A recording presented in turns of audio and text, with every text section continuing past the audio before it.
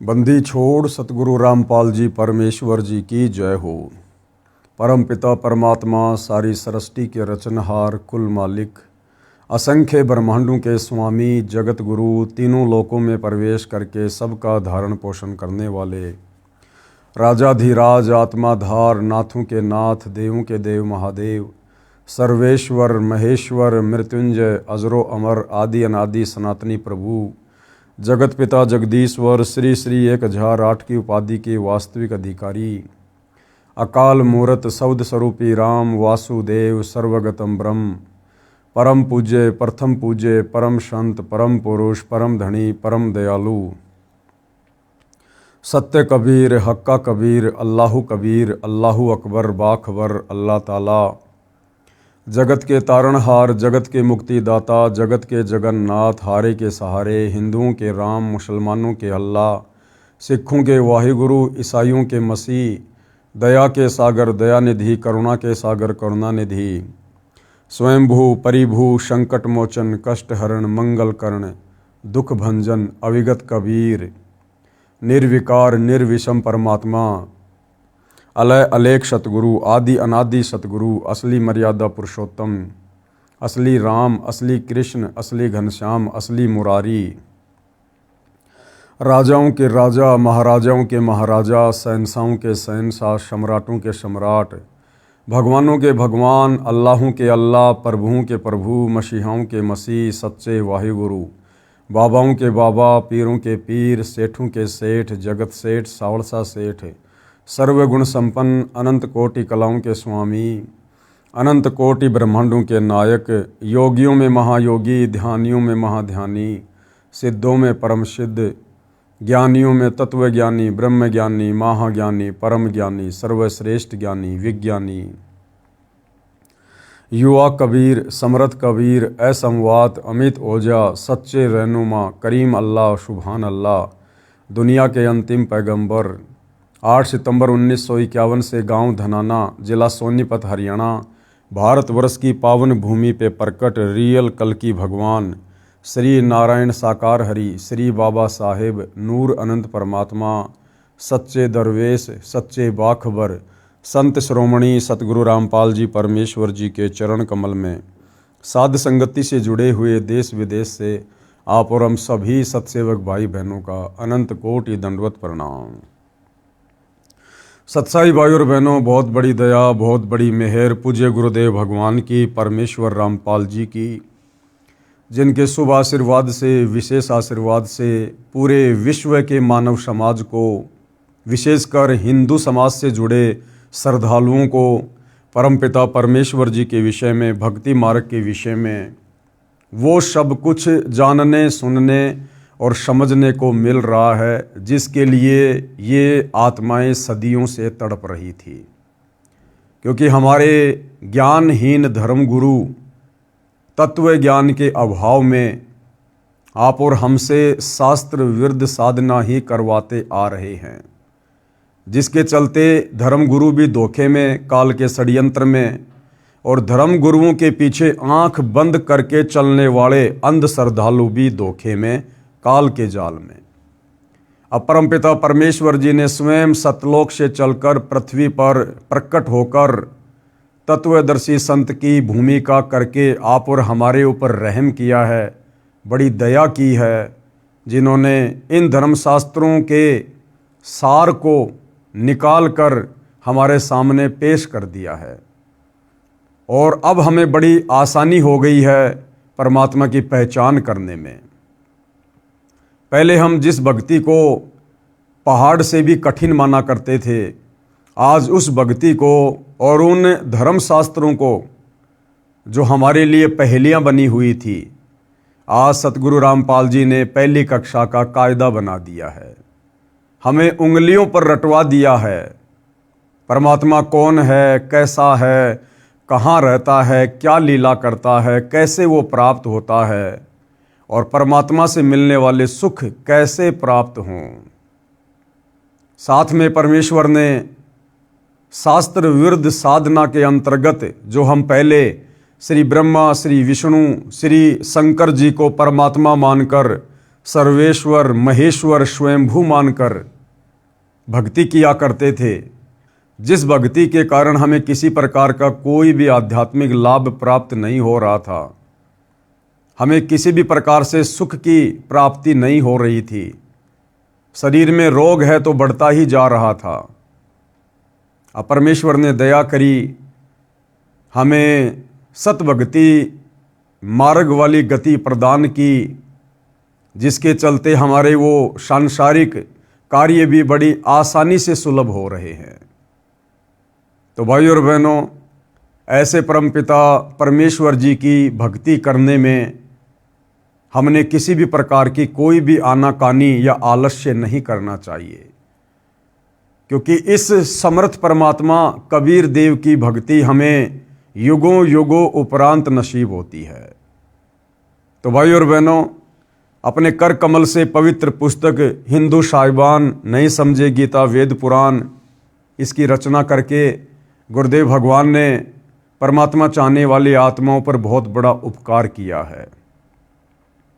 और निसंदेह भगत समाज इस पुस्तक को पढ़कर अथवा सतगुरु रामपाल जी के तत्व ज्ञान युक्त सत्संगों को सुनकर उनकी शरण ग्रहण करके अध्यात्म से जुड़कर और समस्त प्रकार के लाभ व सुख भी प्राप्त कर रहा है। तो भाइयों और बहनों, अब हम इसी दिशा में आगे बढ़ते हैं, क्योंकि पहले के वीडियो में हमने बहुत कुछ समझा है कि वास्तव में पूजा के योग्य परमात्मा कौन है, धार्मिक अनुष्ठानों में इष्ट मानकर पूजने योग्य परमात्मा कौन है, अध्यात्म में ब्रह्मा विष्णु महेश की स्थिति क्या है, इनके पिता काल ब्रह्म की स्थिति क्या है, दुर्गा जी की स्थिति क्या है, अन्य देवी देवताओं की पूजा सहायक है या हानिकारक है, कर्मकांड पाखंड पूजा इसका भक्ति मार्ग में क्या औचित्य है, ये तमाम प्रकार की जानकारी हम प्राप्त कर चुके हैं। और वह सर्वश्रेष्ठ परमात्मा कौन है जो तीनों लोकों में प्रवेश करके सबका धारण पोषण करता है, एकमात्र उसी की भक्ति करनी चाहिए। ये सारी बातें भाइयों और बहनों हमने सतगुरु रामपाल जी के सत्संग सुनकर व उनके कर कमल से लिखित पुस्तकों को पढ़कर समझ लिया है। अब हमारे लिए भक्ति मार्ग की राह बड़ी आसान हो गई है। अब आज के इस वीडियो में जो 24वें नंबर का वीडियो है, हम ये जानेंगे कि वह परमपिता परमात्मा कबीर साहिब सतलोक से चलकर गति करके अच्छी आत्माओं को तत्व ज्ञान देने के मकसद से जब कलयुग में धरती पर प्रकट होते हैं तो परमेश्वर क्या लीला करते हैं और कैसे अपना तत्व ज्ञान अपनी आत्माओं तक पहुंचाते हैं, और वर्तमान कलयुग में परमात्मा भारतवर्ष की पवित्र भूमि पर किस नगर में किस शहर में प्रकट हुए और परमेश्वर ने अपनी लीला की। तो पवित्र पुस्तक हिंदू साहिबान नहीं समझे गीता वेद पुराण, पेज नंबर 324, कबीर परमेश्वर जी का कलयुग में अवतरण। लेखक यानी सतगुरु रामपाल जी के शब्दों में, बंदी छोड़ कबीर परमेश्वर जी ने द्वापर युग में अपने प्रिय शिष्य सुदर्शन वाल्मीकि जी को शरण में लिया था। भगत सुदर्शन जी के माता पिता ने परमेश्वर कबीर जी के ज्ञान को स्वीकार नहीं किया था।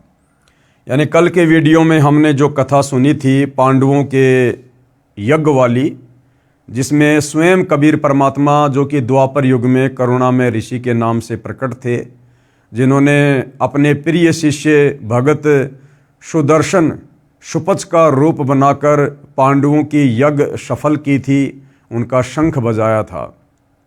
तो द्वापर युग में उसी सुपच सुदर्शन के माता पिताजी ने परमेश्वर कबीर जी की भक्ति को स्वीकार नहीं किया था, जिनके नाम थे, पिताजी का नाम भिखुराम तथा माताजी का नाम सुखवंती। जिस समय दोनों माता तथा पिता शरीर त्याग गए तो भगत सुदर्शन जी अत्यंत व्याकुल रहने लगे। देखो भाइयों और बहनों, इन कथाओं से हमने शिक्षा लेनी है। हम कलयुग के बिचली पीढ़ी वाले भक्तों को परमात्मा दृढ़ करने के लिए, काल के हर षड्यंत्र से परिचित करवाने के लिए, ताकि अंत समय में हम धोखा ना खा जाएं, जिस प्रकार से पहले के युगों में इन आत्माओं ने धोखा खाया। जब सुपच सुदर्शन जी के माता पिता शरीर छोड़ गए, उसके बाद सुपच सुदर्शन जी बड़े व्याकुल रहने लगे, जबकि भाई और बहनों व्याकुल होने का कोई मतलब ही नहीं बनता है, क्योंकि परमात्मा जी के ज्ञान से अपरिचित होने के कारण तो इस प्रकार की चिंता बन सकती है मोह ममता में। परंतु जब परमेश्वर ने आकर हमें तत्व ज्ञान से परिचित करवा दिया, सृष्टि रचना से परिचित करवा दिया, यहाँ के नकली रिश्ते नातों से परिचित करवा दिया कि हम तो खाली ऋण संबंधों के चलते एक दूसरे से जुड़े हुए हैं, बेटा बेटी के रिश्तों में, माता पिता के रिश्तों में, भाई बहनों के रिश्तों में, पति पत्नी के रिश्तों में हमें इस काल ने बांध रखा है। असल में हमारा ना कोई बेटा है, ना बेटी, ना माँ, ना बाप, ना पत्नी, ना भाई। हम सब परमपिता परमेश्वर कबीर जी की आत्माएं हैं। हम पहले सतलोक में रहा करते थे, अपनी गलती के चलते हम इस काल के लोक में फंस गए और हमारे संस्कार इतने बिगड़ गए कि अब उन संस्कारों के तहत हम एक दूसरे के रिश्ते नाते बने हुए हैं। कोई किसी को सुख देता है तो कोई किसी को दुख देता है। और परमात्मा जी भी अपनी वाणी में कहते हैं, भाई एक लेवा एक देवा दूतम, कोई किसी का पिता नहीं पूतम, ऋण संबंध जुड़े सब नाता, अंत सब सब बारा बाटा। सब अपना अपना संस्कार पूरा करके एक दिन चले जाएंगे अपने अपने रास्ते। तो सुदर्शन जी बड़े व्याकुल रहने लगे, जबकि भाई और बहनों ये गलती इस कलयुग की बिचली पीढ़ी में आप और हमने बिल्कुल भी नहीं करनी है, क्योंकि हमें गुरुदेव ने पूर्णतया तत्व ज्ञान से, मूल ज्ञान से परिचित करवा दिया है। हमने तो यहाँ से अपना पीछा छुड़वाना है। जो दो आत्माएं भगत सुदर्शन के माता पिता की भूमिका कर रहे थे द्वापर युग में, ना जाने कितनी बार इस काल ने उन आत्माओं को सुदर्शन का माता पिता बनाया होगा और किसी जन्म में सुदर्शन को उन आत्माओं का माता पिता बनाया होगा। ये काल का बहुत भयंकर षड्यंत्र है। आज इस सांसारिक युग में जो हमारी माँ है, जिसने हमारे को अपने पेट से जन्म दिया है, ना जाने कितने जन्मों में उसी आत्मा को इस काल ने हमारी औरत बनाया है, हमारी बहन बनाया है, हमारा दुश्मन बनाया है। इसलिए भाई और बहनों, इस काल के षड्यंत्र को गुरुदेव के तत्व ज्ञान से समझकर हमने इन रिश्ते नातों में उलझ कर नहीं रहना है। यहाँ हर प्राणी अपने कर्म का भोग भोगने के लिए आता है और संस्कार पूरा होने के बाद चला जाता है। इसलिए भक्तों ने तत्व ज्ञान आधार से अपनी सुरती केवल सतलोक में टिका के रखनी है, अपने गुरुदेव भगवान के चरणों में टिका के रखनी है कि भैया हमने तो इस काल लोक के झूठे रिश्ते नातों से पीछा छुड़वा कर सतलोक में चलकर और असली नाता अपने वहाँ रहने वाले सगे संबंधियों के साथ में जोड़ना है, अपने भाई बहनों के साथ में जोड़ना है, परमात्मा जी के साथ में जोड़ना है। तो भगत सुदर्शन जी माता पिता जी की मृत्यु के बाद व्याकुल रहने लगे, भक्ति भी कम करते थे। अंतर्यामी करुणामय जी द्वापर युग में कबीर परमेश्वर करुणामय नाम से लीला कर रहे थे। उन्होंने अपने भगत के मन की बात जानकर पूछा, हे भगत सुदर्शन, आपको कौन सी चिंता सता रही है? क्या माता पिता का वियोग सता रहा है या कोई अन्य पारिवारिक समस्या है? मुझे बताइए। भगत सुदर्शन जी ने कहा, हे बंदी छोड़, हे अंतर्यामी, आप सर्वज्ञ हैं, आप बाहर भीतर की सर्व स्थिति से परिचित हैं। हे प्रभु, मुझे मेरे माता पिता के निधन का दुख नहीं है, क्योंकि वे बहुत वृद्ध हो चुके थे। आपने बताया है कि ये 5 तत्व का पुतला एक दिन नष्ट होना है। मुझे चिंता सता रही है कि मेरे माता पिता अत्यंत पुण्यात्मा, दयालु तथा धर्मात्मा थे। उन्होंने अपनी भक्ति लोकवेद अनुसार की थी, जो शास्त्र विधि के विरुद्ध थी, जिस कारण से उनका मानव जीवन व्यर्थ गया। अब पता नहीं किस प्राणी की योनि में कष्ट उठा रहे होंगे। आपसे नम्र निवेदन आपका दास करता है कि कभी मेरे माता पिता मानव शरीर प्राप्त करें तो उन्हें अपनी शरण में लेना परमेश्वर, तथा उन्हें भी भवसागर से यानी काल ब्रह्म के लोक से पार करना मेरे दाता। मुझे यही चिंता सता रही है। अब परमात्मा ने भी वही पूछा था, लेकिन भगत ने घुमा फिरा के कह दिया कि आप तो अंतर्यामी हो, जानी जान हो, मुझे मेरे माता पिता की मृत्यु का कोई गम नहीं है। गम क्यों नहीं है भाई? उनके मरने से पहले तो व्याकुल नहीं रहता था, उनके मरने से पहले तो चिंतित नहीं था। अब मरने के बाद में व्याकुलता क्यों, चिंता क्यों?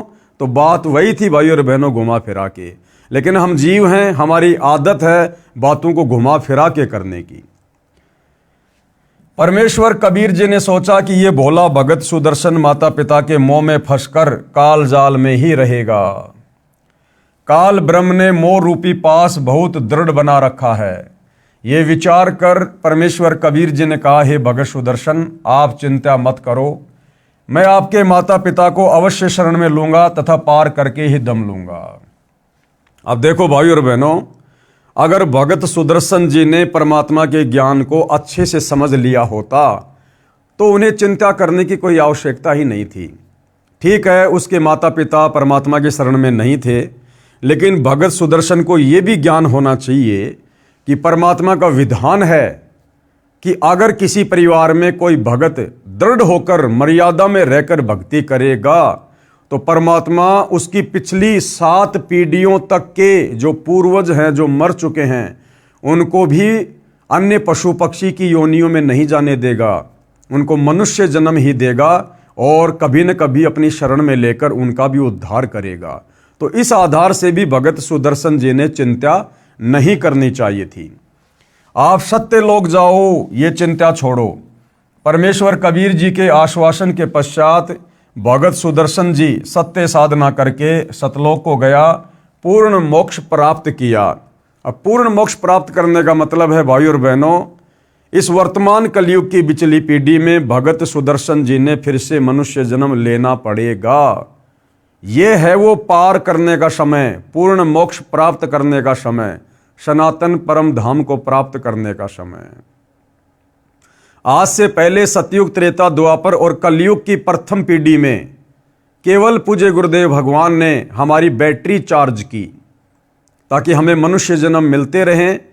और वर्तमान कलयुग में सन 1994 से जो गुरुदेव ने अपना यथार्थ 13वां कबीर पंथ शुरू करना था, उस समय आकर मनुष्य जन्म लेकर इस पंथ से जुड़कर फिर ही आत्मा का पूर्ण मोक्ष संभव है, अन्यथा नहीं। भगत सुदर्शन के माता पिता वाले जीवों के कलयुग के अन्य मानव जन्मों की जानकारी। अब भगत सुदर्शन के जो माता पिताजी थे द्वापर में, भिखू राम जी और सुखवंती जी, आगे चलकर उनको और कहां कहां मनुष्य जन्म प्राप्त हुए और वही आत्माएं कलयुग की प्रथम पीढ़ी में, यानी जब 650 साल पहले कबीर परमात्मा जी आए थे बनारस के, काशी के लहरतारा तालाब में कमल के विकसित फूल पर शिशु रूप में, तो जो नीरू और नीमा थे जो परमात्मा को उठाकर घर ले गए थे, वो नीरू और नीमा द्वापर युग वाले भगत सुदर्शन जी के माता पिता ही थे, यानी भिखू और सुखवंती वाली आत्माएं ही थी जो परमेश्वर जी ने सुदर्शन जी से वायदा किया था कि मैं तेरे माता पिता को शरण में अवश्य लूंगा। प्रथम बार कुलपति ब्राह्मण पिता तथा माहेश्वरी माता रूप में जन्मे, यानी द्वापर के बाद दोनों का विवाह हुआ परंतु संतान नहीं हुई। एक दिन महेश्वरी जी सूर्य की उपासना करते हुए हाथ फैलाकर पुत्र मांग रही थी। उसी समय कबीर परमेश्वर जी उनके हाथों में बालक रूप बनकर प्रकट हो गए। सूर्य का पारितोष यानी तोहफा जानकर बालक को घर ले गई। वे बहुत निर्धन थे, उनको प्रतिदिन 1 तोड़ा सोना परमात्मा के बिछोने के नीचे मिलने लगा। ये भी उन्होंने सूर्य देव की कृपा माना। 5 वर्ष की आयु का होने पर उनको भक्ति बताई, यानी जब परमात्मा लीलामय रूप से 5 वर्ष के हुए तो सुदर्शन जी के माता पिता को जो प्रथम मनुष्य जन्म मिला था, तो उन्होंने 5 वर्ष की आयु में अपने मुंह बोले माता पिताजी को भक्ति बताई। परंतु बालक जानकर उनको परमात्मा की एक बात पर भी विश्वास नहीं हुआ। उस जन्म में उन्होंने परमात्मा को नहीं पहचाना, जिस कारण से परमेश्वर कबीर जी बालक रूप अंतर ध्यान हो गए। दोनों पति पत्नी पुत्र मोह में व्याकुल हुए। परमात्मा की सेवा के फलस्वरूप उनको अगला जन्म भी मानव का मिला, क्योंकि परमात्मा ने भगत से वायदा किया था। चंदवारा शहर में पुरुष का नाम चंदन तथा स्त्री का नाम उर्धा था। ब्राह्मण कुल में जन्म हुआ। दोनों निसंतान थे। इस जन्म में भी दोनों निसंतान। एक दिन उर्धा सरोवर पर स्नान करने गई। वहां कबीर परमेश्वर जी कमल के फूल पर शिशु रूप धारण करके विराजमान हुए। उर्धा बालक कबीर को उठाकर घर ले गई। लोकलाज के कारण चंदन ने पत्नी से कहा कि इस बालक को जहां से लाई थी वहीं छोड़कर आ जा, कुल के लोग मजाक करेंगे। दोनों पति पत्नी परमात्मा को लेकर जल में डालने चले तो परमात्मा उनके हाथों से गायब हो गए। दोनों बहुत व्याकुल हुए। परमात्मा का पारितोष न लेने के भय से सारी आयु रोते रहे। अगला जन्म भी मानव का हुआ। यानी भाइयों और बहनों, जिसके वियोग में रोओगे, चिंतित रहोगे, वही प्राप्त होगा। जिस प्रकार द्वापर युग के बाद सुदर्शन जी के माता पिता भिक्षु और सुखवंती का जन्म एक ब्राह्मण परिवार में हुआ।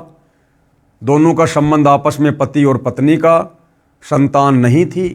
फिर उनको परमात्मा जी मिले, लेकिन उन्होंने परमात्मा को ना पहचान कर उनकी एक भी बात को स्वीकार नहीं किया। जब परमात्मा 5 वर्ष की आयु के बाद उनको भक्ति समझाने लगे, उसके बाद परमात्मा अंतर्ध्यान हो गए, गायब हो गए। अपने उस पुत्र के वियोग में आजीवन दोनों चिंतित रहे, व्याकुल रहे। अब वो पुत्र कौन था? परमात्मा।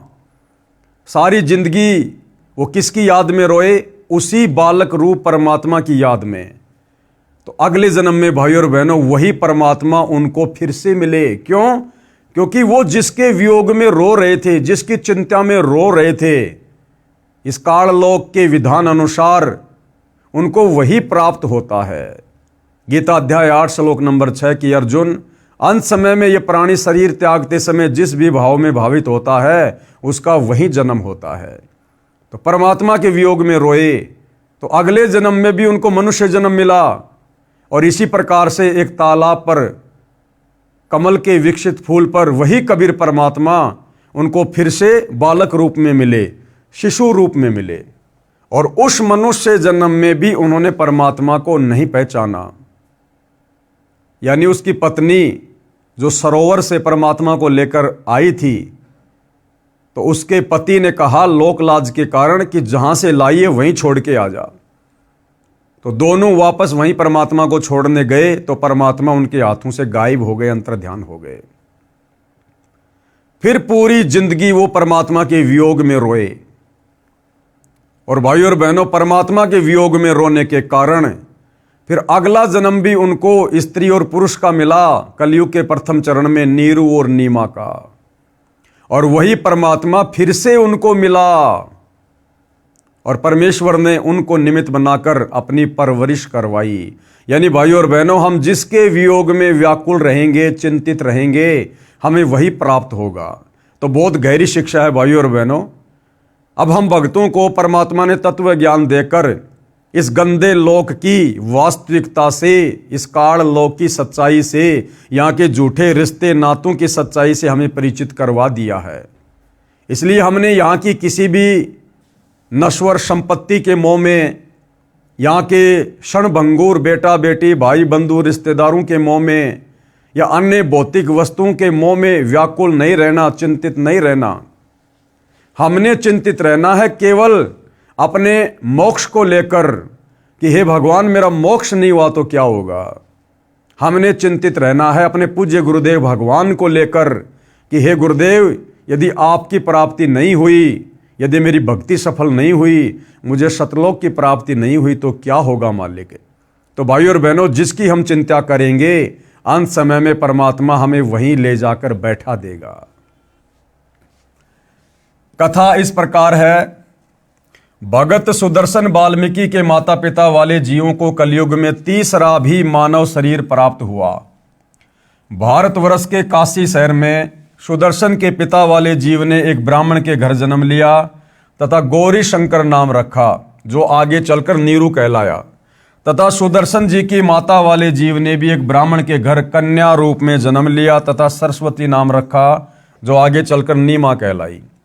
युवा होने पर दोनों का विवाह हुआ। गौरी शंकर ब्राह्मण भगवान शिव का उपासक था तथा शिव पुराण की कथा करके भगवान शिव की महिमा का गुणगान किया करता। गौरी शंकर निर्लोभी था। कथा करने से जो धन प्राप्त होता था उसे धर्म में ही लगाया करता था। जो व्यक्ति कथा करवाते थे तथा सुनते थे, सब गौरी शंकर ब्राह्मण के त्याग की प्रशंसा किया करते थे, जिस कारण से पूरी काशी में गौरी शंकर की प्रसिद्धि हो रही थी। अन्य स्वार्थी ब्राह्मणों का कथा करके धन एकत्रित करने का धंधा बंद हो गया। इस कारण से वे ब्राह्मण उस गौरी शंकर ब्राह्मण से ईर्ष्या रखते थे। इस बात का पता मुसलमानों को लगा कि एक गौरी शंकर ब्राह्मण काशी में हिंदू धर्म के प्रचार को जोर शोर से कर रहा है, क्योंकि भाइयों और बहनों उस समय काशी में मुसलमानों का दबदबा था, क्योंकि दिल्ली का बादशाह मुसलमान था सिकंदर लोदी, जिस कारण से हिंदू मुसलमानों से दबा करते थे। तो जब मुसलमानों को इस बात का पता चला कि ये गौरी शंकर नाम का ब्राह्मण हिंदू धर्म का कुछ ज़्यादा ही प्रचार प्रसार कर रहा है, इसको किस तरह बंद करें। मुसलमानों को पता चला कि काशी के सभी ब्राह्मण गौरी शंकर से ईर्ष्या रखते हैं। इस बात का लाभ मुसलमानों ने उठाया। गौरी शंकर व सरस्वती के घर के अंदर अपना पानी छिड़क दिया। किसने? मुसलमानों ने। अपना जूठा पानी उनके मुख पर लगा दिया, कपड़ों पर भी छिड़क दिया तथा आवाज़ लगा दी कि गौरी शंकर तथा सरस्वती मुसलमान बन गए हैं। जबरन उनको हिंदू से मुसलमान बना दिया। पुरुष का नाम नूर अली उर्फ नीरू तथा स्त्री का नाम नियामत उर्फ नीमा रखा। अन्य स्वार्थी ब्राह्मणों को पता चला तो उनका दाव लग गया। उन्होंने तुरंत ही ब्राह्मणों की पंचायत बुलाई तथा फैसला कर लिया कि गौरी शंकर तथा सरस्वती मुसलमान बन गए हैं। अब इनका ब्राह्मण समाज से कोई नाता नहीं रहा। इनका गंगा में स्नान करना, मंदिर में जाने तथा हिंदू ग्रंथों को पढ़ने पर प्रतिबंध लगा दिया गया। जबकि हकीकत का सभी ब्राह्मणों को पता था, लेकिन उनको खुशी हो रही थी कि अब हमारा धार्मिक धंधा अच्छे से चलेगा, अब हमें बढ़िया दान दक्षिणा मिलेगी। गौरी शंकर अर्थात नीरू जी कुछ दिन तो बहुत परेशान रहे। जो कथा करके धन आता था उसी से घर का निर्वाह चलता था। उसके बंद होने से रोटी के भी लाले पड़ गए। नीरू ने विचार करके अपने निर्वाह के लिए कपड़ा बुनने का कार्य प्रारंभ किया, जिस कारण से जुलाहा कहलाया। कपड़ा बुनने से जो मजदूरी मिलती थी उससे अपना तथा अपनी पत्नी का पेट पालता था। जिस समय धन अधिक आ जाता तो उसको धर्म में लगा देता था। यानी भाइयों और बहनों, आप और हमारे लिए भी शिक्षा है कि उन्होंने कभी भी धन एकत्रित नहीं किया, जमा नहीं किया। वो परमात्मा पर विश्वास करके चलते थे, जबकि उनको उस समय तक ना ही तो परमात्मा मिला था, ना उनको तत्व ज्ञान की प्राप्ति हुई थी। विवाह को कई वर्ष बीत गए थे, उनको कोई संतान नहीं हुई। दोनों पति पत्नी ने बच्चे होने के लिए बहुत अनुष्ठान किए, साधु संतों का आशीर्वाद भी लिया, परंतु कोई संतान नहीं हुई। हिंदुओं द्वारा उन दोनों का गंगा नदी में स्नान करना बंद कर दिया गया था। उनके निवास स्थान से लगभग 4 किलोमीटर दूर एक लहर तारा नामक सरोवर था, जिसमें गंगा नदी का ही जल लहरों के द्वारा नीची पटरी के ऊपर से उछल कर आता था, इसलिए उस सरोवर का नाम लहर तारा पड़ा। उस तालाब में बड़े बड़े कमल के फूल उगे हुए थे। मुसलमानों ने गौरी शंकर का नाम नूर अली रखा, जो उर्फ नाम से नीरू कहलाया, तथा पत्नी का नाम नियामत रखा, जो उर्फ नाम से नीमा कहलाई। नीरू नीमा भले ही मुसलमान बन गए थे, परंतु अपने हृदय से साधना भगवान शंकर जी की ही किया करते थे तथा प्रतिदिन सवेरे सूर्योदय से पूर्व लहरतारा तालाब में स्नान करने जाया करते थे। अब नीरू और नीमा को किस प्रकार से उसी लहरतारा तालाब पर कबीर परमात्मा शिशु रूप में प्राप्त हुए। नीरू नीमा को कबीर परमात्मा की लहरतारा सरोवर में प्राप्ति। ज्येष्ठ मास की शुक्ल पूर्णमासी विक्रमी संवत 1455 सन 1398 सोमवार को भी ब्रह्म मुहूर्त का समय सूर्योदय से लगभग 1.5 घंटा पहले होता है, उसमें स्नान करने के लिए जा रहे थे। नीमा रास्ते में भगवान शंकर से प्रार्थना कर रही थी कि हे दीनानाथ, आप अपने दासों को भी एक बच्चा, एक बालक दे दो। आपके घर में क्या कमी है प्रभु, हमारा भी जीवन सफल हो जाएगा। दुनिया के व्यंग सुन सुनकर आत्मा दुखी हो जाती है। मुझ पापिन से ऐसी कौन सी गलती किस जन्म में हुई है जिस कारण मुझे बच्चे का मुख देखने को तरसना पड़ रहा है। जबकि भाई और बहनों, परमात्मा तो उनको इस बीमारी से दूर रख रहे थे। परमात्मा उन आत्माओं का मोक्ष करना चाहते थे, स्वयं बालक रूप में उनके घर में आना चाहते थे। हमारे पापों को क्षमा करो प्रभु, हमें भी एक बालक दे दो। ये कहकर नीमा फूट फूट कर रोने लगी। तब नीरू ने धैर्य दिलाते हुए कहा, हे नीमा, हमारे भाग्य में संतान नहीं है। यदि भाग्य में संतान होती तो प्रभु शिव अवश्य प्रदान कर देते। आप रो रो कर आंखें खराब कर लोगी। बालक भाग्य में है नहीं जो वृद्ध अवस्था में उंगली पकड़ लेता। आप मत रोवो, आपका बार बार रोना मेरे से देखा नहीं जाता। ये कहकर नीरू की आंखें भी भर आई। इसी तरह प्रभु की चर्चा व बालक प्राप्ति की याचना करते हुए उसी लहरतारा तालाब पर पहुंच गए। प्रथम नीमा ने प्रवेश किया, उसके पश्चात नीरू ने स्नान करने को तालाब में प्रवेश किया। सुबह का अंधेरा शीघ्र ही उजाले में बदल जाता है। जिस समय नीमा ने स्नान किया था उस समय तक तो अंधेरा था। जब कपड़े बदलकर पुनः तालाब पर उस कपड़ों को धोने के लिए गई जिसे पहनकर स्नान किया था, उस समय नीरू तालाब में प्रवेश करके गोते लगा लगाकर मल मल कर स्नान कर रहा था। नीमा की दृष्टि एक कमल के फूल पर पड़ी जिस पर कोई वस्तु हिल रही थी। देखो भाई और बहनों, ये परमेश्वर के प्रकट होने की कथा है। ये रियल में सत्यनारायण कथा है, सत्यनारायण कथा। आज से पहले हम भगवान विष्णु की कथाओं को सत्यनारायण की कथा मानकर बड़े ध्यान से सुना करते थे। कोई अनपढ़ होता था तो किसी पढ़े लिखे को बुलवाकर हाथ में पुस्तक देकर उससे सुना करते थे बड़े ध्यान से कि हमें पुण्य मिलेगा। जबकि विष्णु जी सत्यनारायण नहीं थे। असल में सत्यनारायण कबीर परमेश्वर हैं। कबीर परमेश्वर, नार प्लस आयण, नार यानी जल और आयण याना जल पर आने वाला, प्रकट होने वाला। तो असल में ये लीला चारों युगों में कबीर परमात्मा करते हैं नारायण की, जल पर आकर प्रकट होने की। इस काल ने अपने बड़े बेटे ब्रह्मा को जल पर, कमल के फूल पर जो पैदा किया, भाई और बहनों, ये तो केवल हम आत्माओं को धोखा देने के लिए, ताकि नारायण हम इन्हीं को मानकर और आदि अधूरी शास्त्र विरुद्ध साधनाओं में लगे रहें।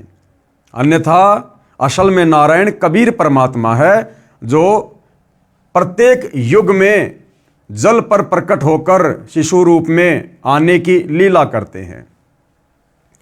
नीमा की दृष्टि एक कमल के फूल पर पड़ी जिस पर कोई वस्तु हिल रही थी। प्रथम नीमा ने जाना कोई सर्प है जो कमल के फूल पर बैठा अपने फन को उठाकर हिला रहा है। उसने सोचा कहीं ये सर्प मेरे पति को डस ना ले।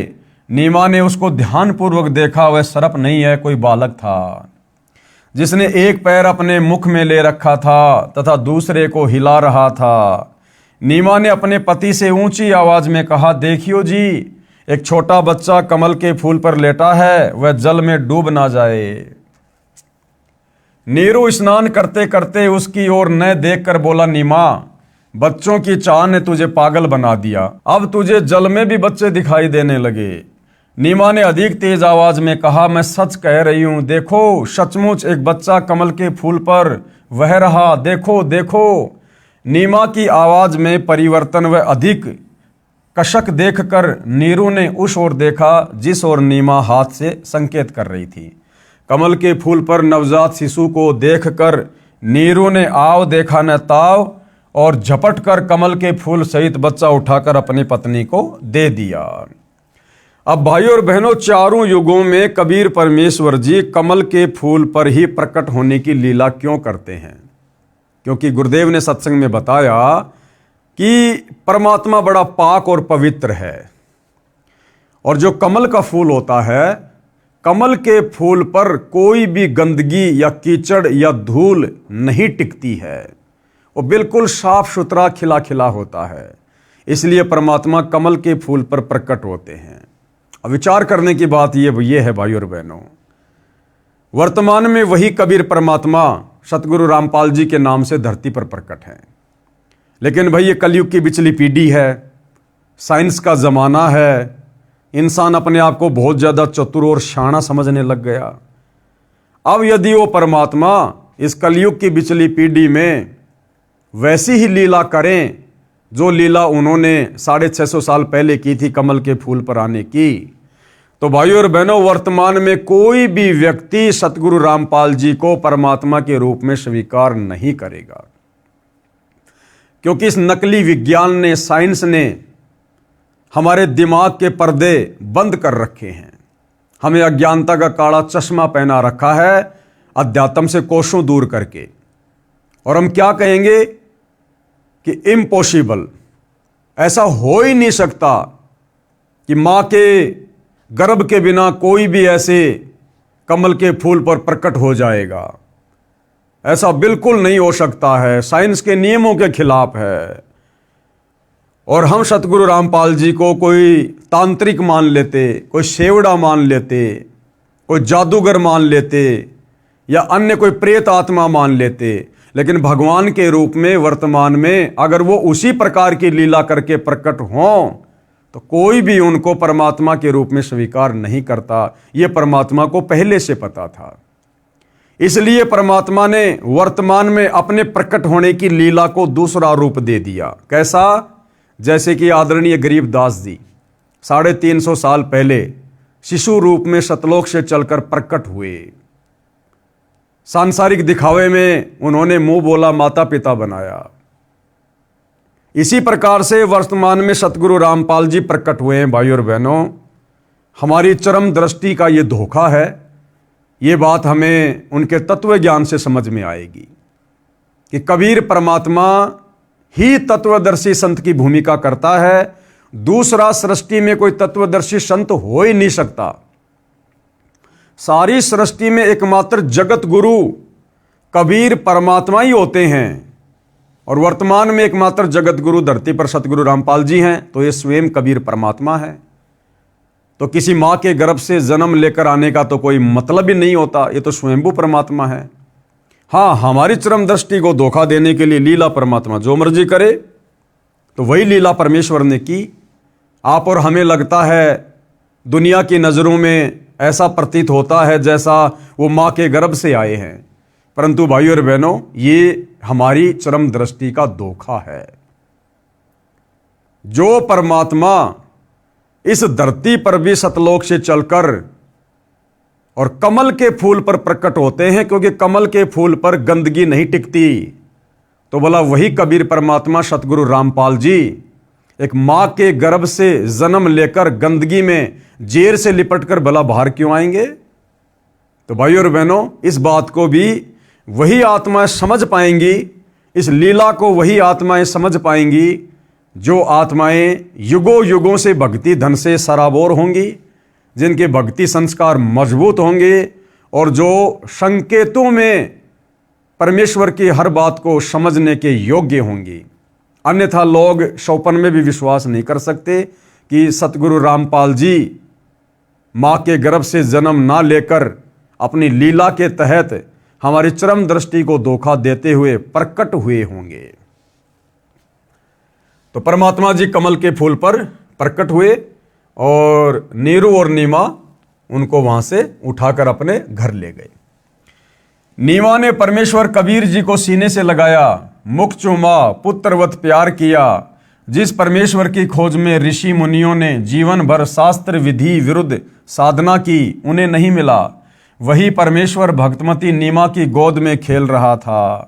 जिस शांतिदायक परमेश्वर को आनंद की प्राप्ति के लिए प्राप्त करने की इच्छा से साधना की जाती है, वही परमेश्वर नीमा के हाथों में सीने से लगा हुआ था। उस समय जो शीतलता व आनंद का अनुभव भगतमती नीमा को हो रहा था, उसकी कल्पना ही की जा सकती है। नीरू स्नान करके जल से बाहर आया।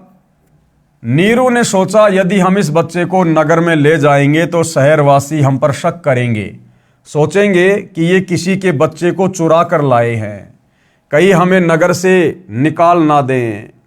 इस डर से नीरू ने अपनी पत्नी से कहा, नीमा, इस बच्चे को यहीं छोड़ दे, इसी में अपना हित है। नीमा बोली, हे पतिदेव, यह भगवान शंकर का दिया खिलौना है। इस बच्चे ने पता नहीं मुझ पर क्या जादू कर दिया है कि मेरा मन इस बच्चे के वश हो गया है।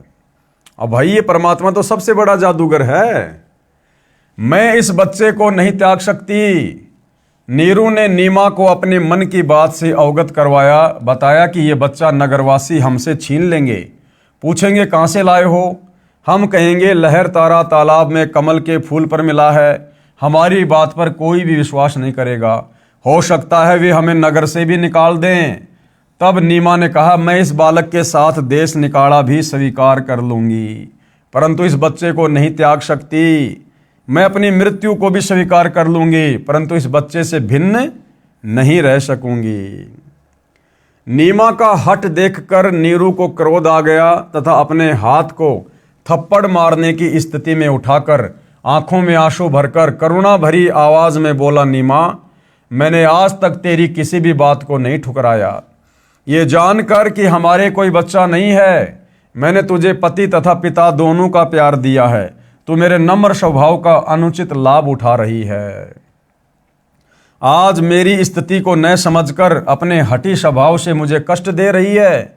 विवाहित जीवन में नीरू ने प्रथम बार अपनी पत्नी की ओर थप्पड़ मारने के लिए हाथ उठाया था तथा कहा था कि या तो इस बच्चे को यहीं रख दे, वरना आज मैं तेरी बहुत पिटाई करूंगा।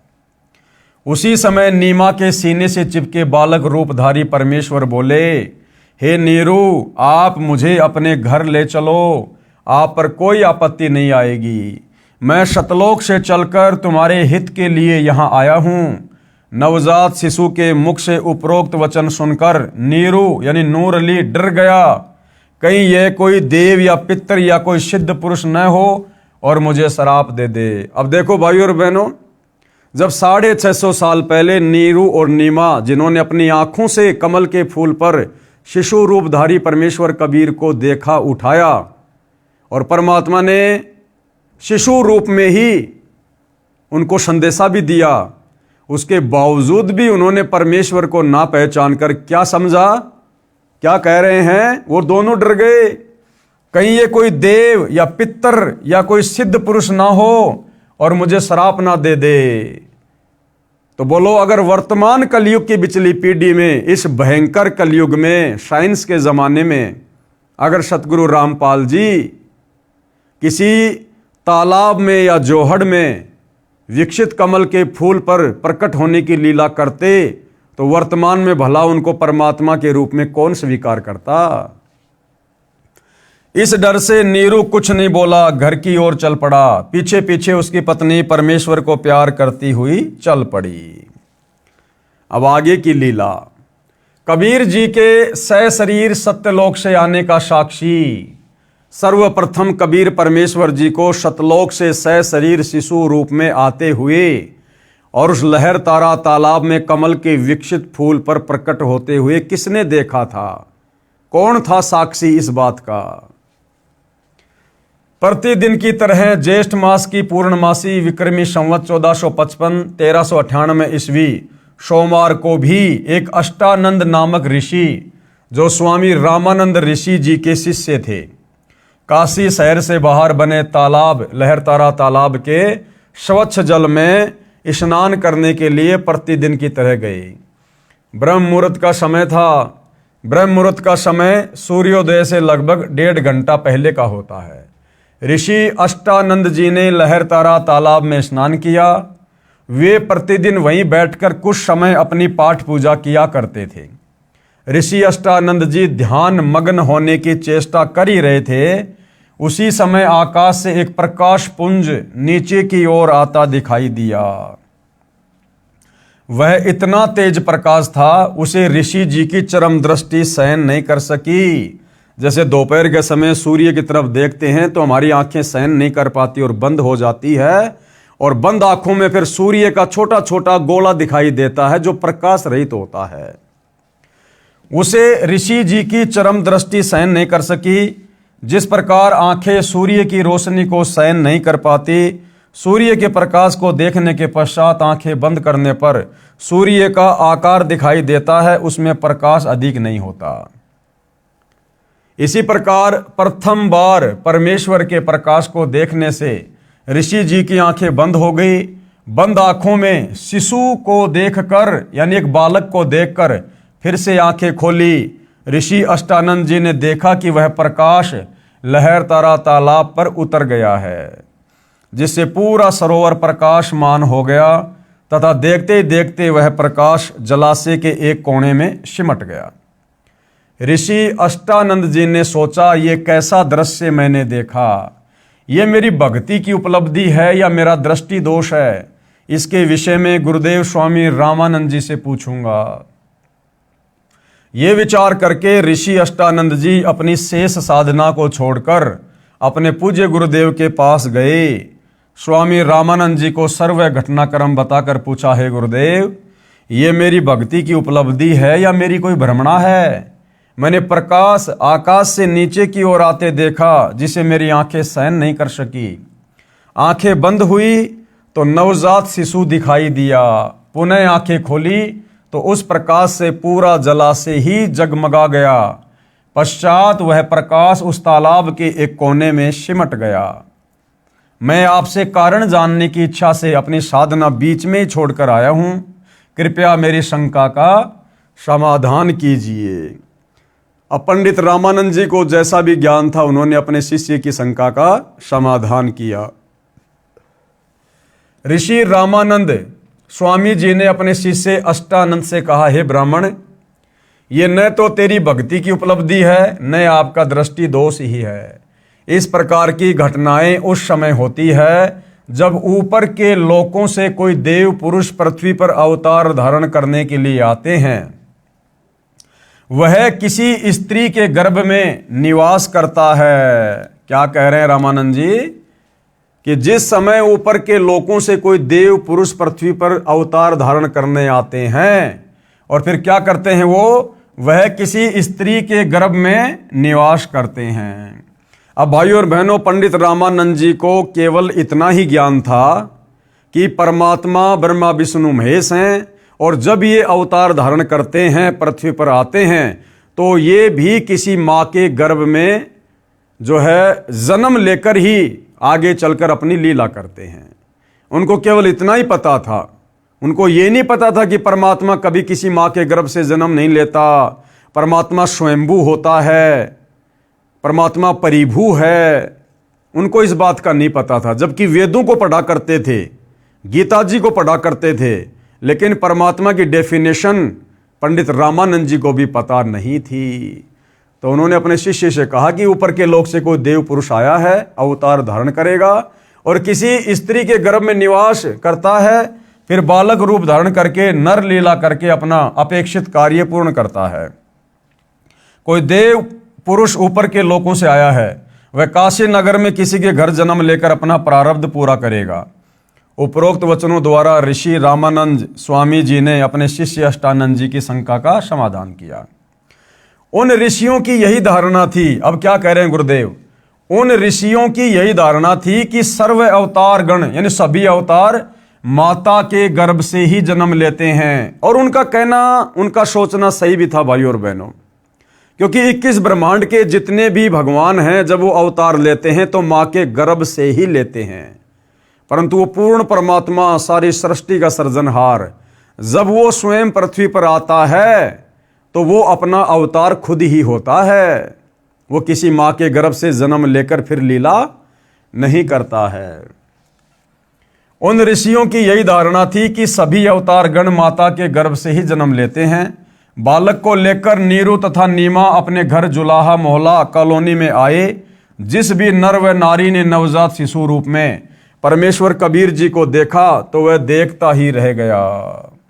अब नीरू को जिस बात का डर था कि भैया नगर कॉलोनी वाले मोहल्ले वाले जब बालक को देखेंगे तो तरह तरह के हमसे सवाल करेंगे, ये बच्चा तू कहाँ से उठा के ले आया, तुम्हारे तो कोई बच्चा ही नहीं था, तू बताता क्यों नहीं, कहाँ से लाया है, तुम लोग चोरी भी करने लग गए हो, हम राजा से शिकायत करेंगे। नीरू तो ये सोच रहा था और कबीर परमेश्वर जी ने किसी के मन में ये बात आने भी नहीं दी कि ये बच्चा कहाँ से आया। परमेश्वर का शरीर अति सुंदर था, आंख जैसे कमल का फूल हो, घुंघराले बाल, लंबे हाथ, लंबी लंबी उंगलियां, शरीर से मानो नूर झलक रहा हो, क्योंकि भाइयों और बहनों कबीर परमात्मा सावंत दे थे। लंबे लंबे हाथ यानी सावंत दे। एक सत्संग में पूज्य गुरुदेव भगवान ने बताया कि आदरणीय गरीबदास जी जो 350 साल पहले आए थे वो भी सावंत दे थे। आदरणीय गरीबदास जी के दोनों हाथ घुटने से नीचे तक जाया करते थे। कबीर परमेश्वर जी भी सावंत दे थे। अब भाइयों और बहनों वर्तमान कलयुग है तो परमात्मा ने कलयुग के हिसाब से लीला करनी पड़ती है। अगर सतगुरु रामपाल जी वर्तमान में सावंत दे की लीला करते तो भाइयों और बहनों ना जाने लोग उनके विषय में क्या क्या विचार उत्पन्न कर लेते कि भैया इनके शरीर में कोई कमी है, क्योंकि लोग भूल गए सावंत दे क्या होता है।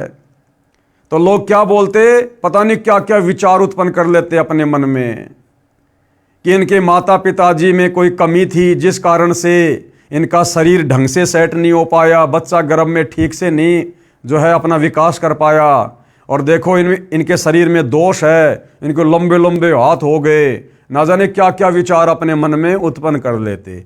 तो कलयुग के दूसरे चरण में वैज्ञानिक युग में परमात्मा जन साधारण की तरह ही लीला करते हैं।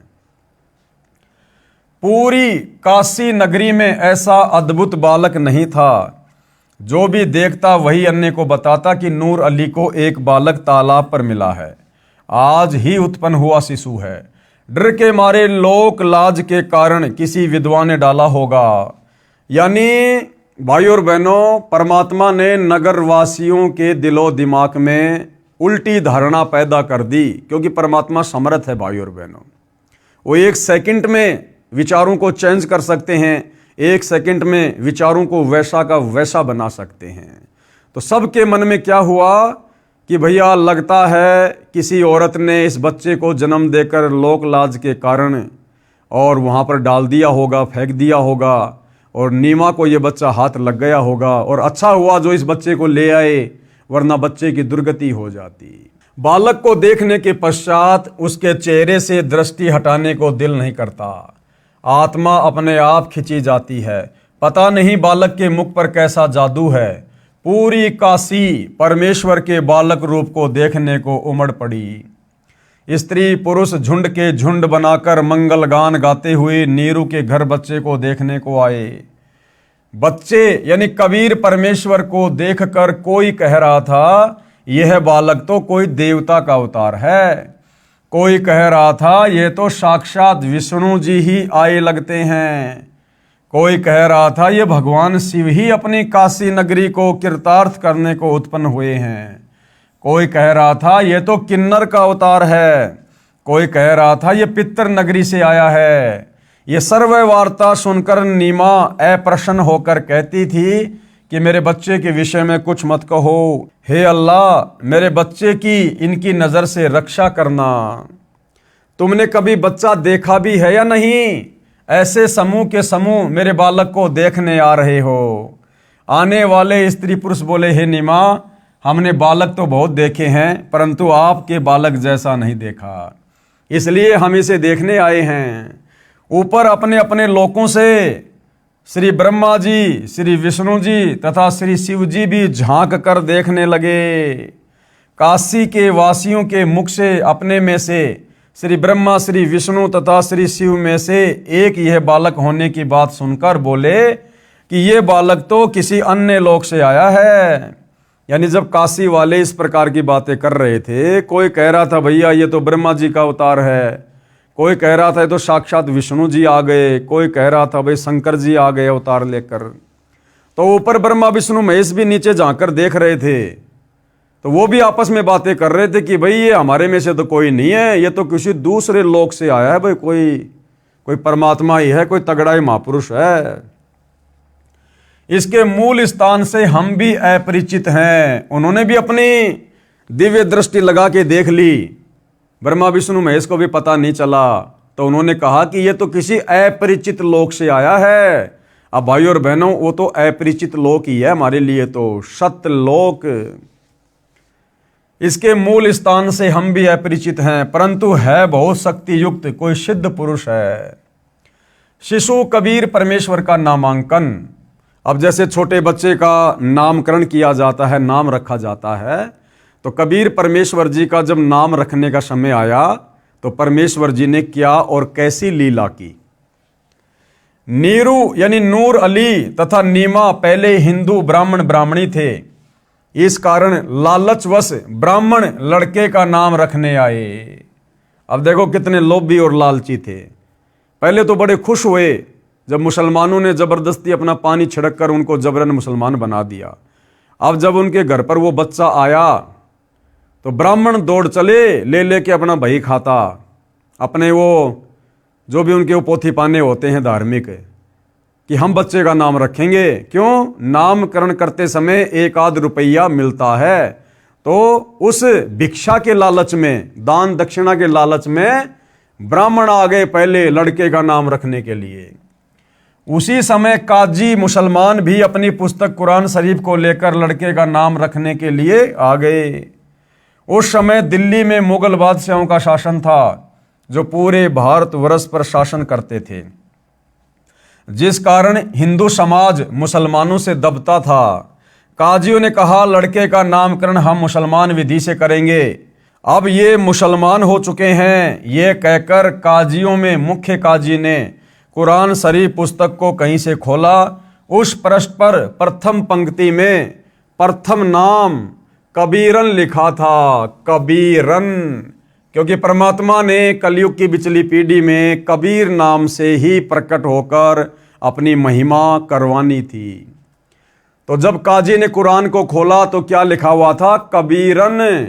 और ये मुसलमान काजी लोग क्या किया करते थे भाई और बहनों, जब किसी का नाम वगैरह रखा करते थे तो अपनी कुरान को कहीं से भी खोल लिया करते थे, और खोलते समय पहला जो अक्षर होता था उसी से वो बच्चे का नाम रखा करते थे। तो जैसे उन्होंने कुरान शरीफ खोली तो पहला शब्द क्या लिखा आया? कबीरन। काजियों ने सोचा कबीर नाम का अर्थ बड़ा होता है, और इस छोटे जाति जुलाहे अर्थात धानक के बालक का नाम कबीर रखना शोभा नहीं देगा। यानी हृदय से तो मुसलमान भी उनको मुसलमान नहीं मान रहे थे, उनको हिंदू ही मान रहे थे। तो क्या सोचा मुसलमानों ने? इस छोटे जाति जुलाहे अर्थात धानक के बालक का नाम कबीर रखना शोभा नहीं देगा, ये तो ऊंचे घरानों के बच्चों के नाम रखने योग्य हैं। शिशु रूपधारी परमेश्वर काजियों के मन के दोष को जानते थे। काजियों ने पुनः पवित्र कुरान शरीफ को नाम रखने के मकसद से खोला। उन दोनों पेजों पर कबीर कबीर कबीर अक्षर लिखे थे, अन्य कोई लेख ही नहीं था। काजियों ने फिर कुरान शरीफ को खोला, उन पृष्ठों पर भी कबीर कबीर कबीर कबीर ही लिखा था। पूरी कुरान को परमात्मा ने कबीर कबीर कबीर कबीर नाम से भर दिया। काजियों ने पूरी कुरान का निरीक्षण किया तो उनके द्वारा लाई गई कुरान शरीफ में सभी अक्षर कबीर कबीर कबीर कबीर हो गए। काजी बोले इस बालक ने कोई जादू मंत्र करके हमारी कुरान शरीफ को ही बदल डाला। तब कबीर परमेश्वर शिशु रूप में बोले, हे काशी के काजियों, मैं कबीर अल्लाह अर्थात अल्लाहु अकबर हूँ, मेरा नाम कबीर ही रखो। काजियों ने अपने साथ लाई कुरान को वहीं पटक दिया तथा चले गए। बोले इस बच्चे में कोई प्रेत आत्मा बोलती है। अब भाइयों और बहनों, परमात्मा को पहचानना इतना आसान नहीं है। ऐसी ऐसी लीला कर दी भगवान ने। क्या किसी ने ऐसा चमत्कार किया था जो लिखे हुए अक्षरों को चेंज कर दे? उसके बावजूद भी इस काल प्रेरित हम काजियों ने, मुल्लाओं ने, पंडितों ने, ब्राह्मणों ने परमेश्वर जी को नहीं पहचाना। शिशु कबीर परमेश्वर द्वारा कंवारी गाय का दूध पीना। बालक कबीर को दूध पिलाने की कोशिश नीमा ने की तो परमेश्वर ने मुख बंद कर लिया। सर्व प्रयत्न करने पर भी नीमा तथा नीरू बालक को दूध पिलाने में असफल रहे। यानी घर लाकर जब कबीर परमेश्वर जी को, जो कि बालक रूप में थे, लीला कर रहे थे, नीरू और नीमा ने दूध पिलाने का प्रयत्न किया गाय का, लेकिन परमात्मा ने वो दूध नहीं पिया। उन्होंने बहुत सारा प्रयत्न किया। कभी परमात्मा मुंह को फेर लेते, कभी मुंह को बंद कर लेते, कभी वापस नीचे गिरा देते। वो दूध परमात्मा ने नहीं पिया। क्यों? क्योंकि भाइयों और बहनों, आप और हमने इसी पवित्र पुस्तक में देखा कि जब कबीर परमात्मा प्रत्येक युग की शुरुआत में एक पूरा जीवन शिशु रूप में लीला करते हैं तो परमेश्वर कंवारी गाय का दूध पीते हैं। जिस गाय को, जिस बछिया को कभी बैल ने टच ना किया हो, अभी अधन्या धेनव, यानी बिना धनाई गाय का परमात्मा दूध पीते हैं। तो परमात्मा ने वेदों में लिखी हुई अपनी उस लीला को भी सत्य साबित करना था, ताकि भगवान को पहचानने में हमें बड़ी आसानी हो कि ऐसी लीला किसने की है। अगर ब्रह्मा विष्णु महेश ने की है तो वो परमात्मा साबित होंगे, अगर रामकृष्ण ने की है तो वो परमात्मा साबित होंगे, अगर कबीर जी ने की है तो कबीर जी ही परमात्मा साबित होंगे।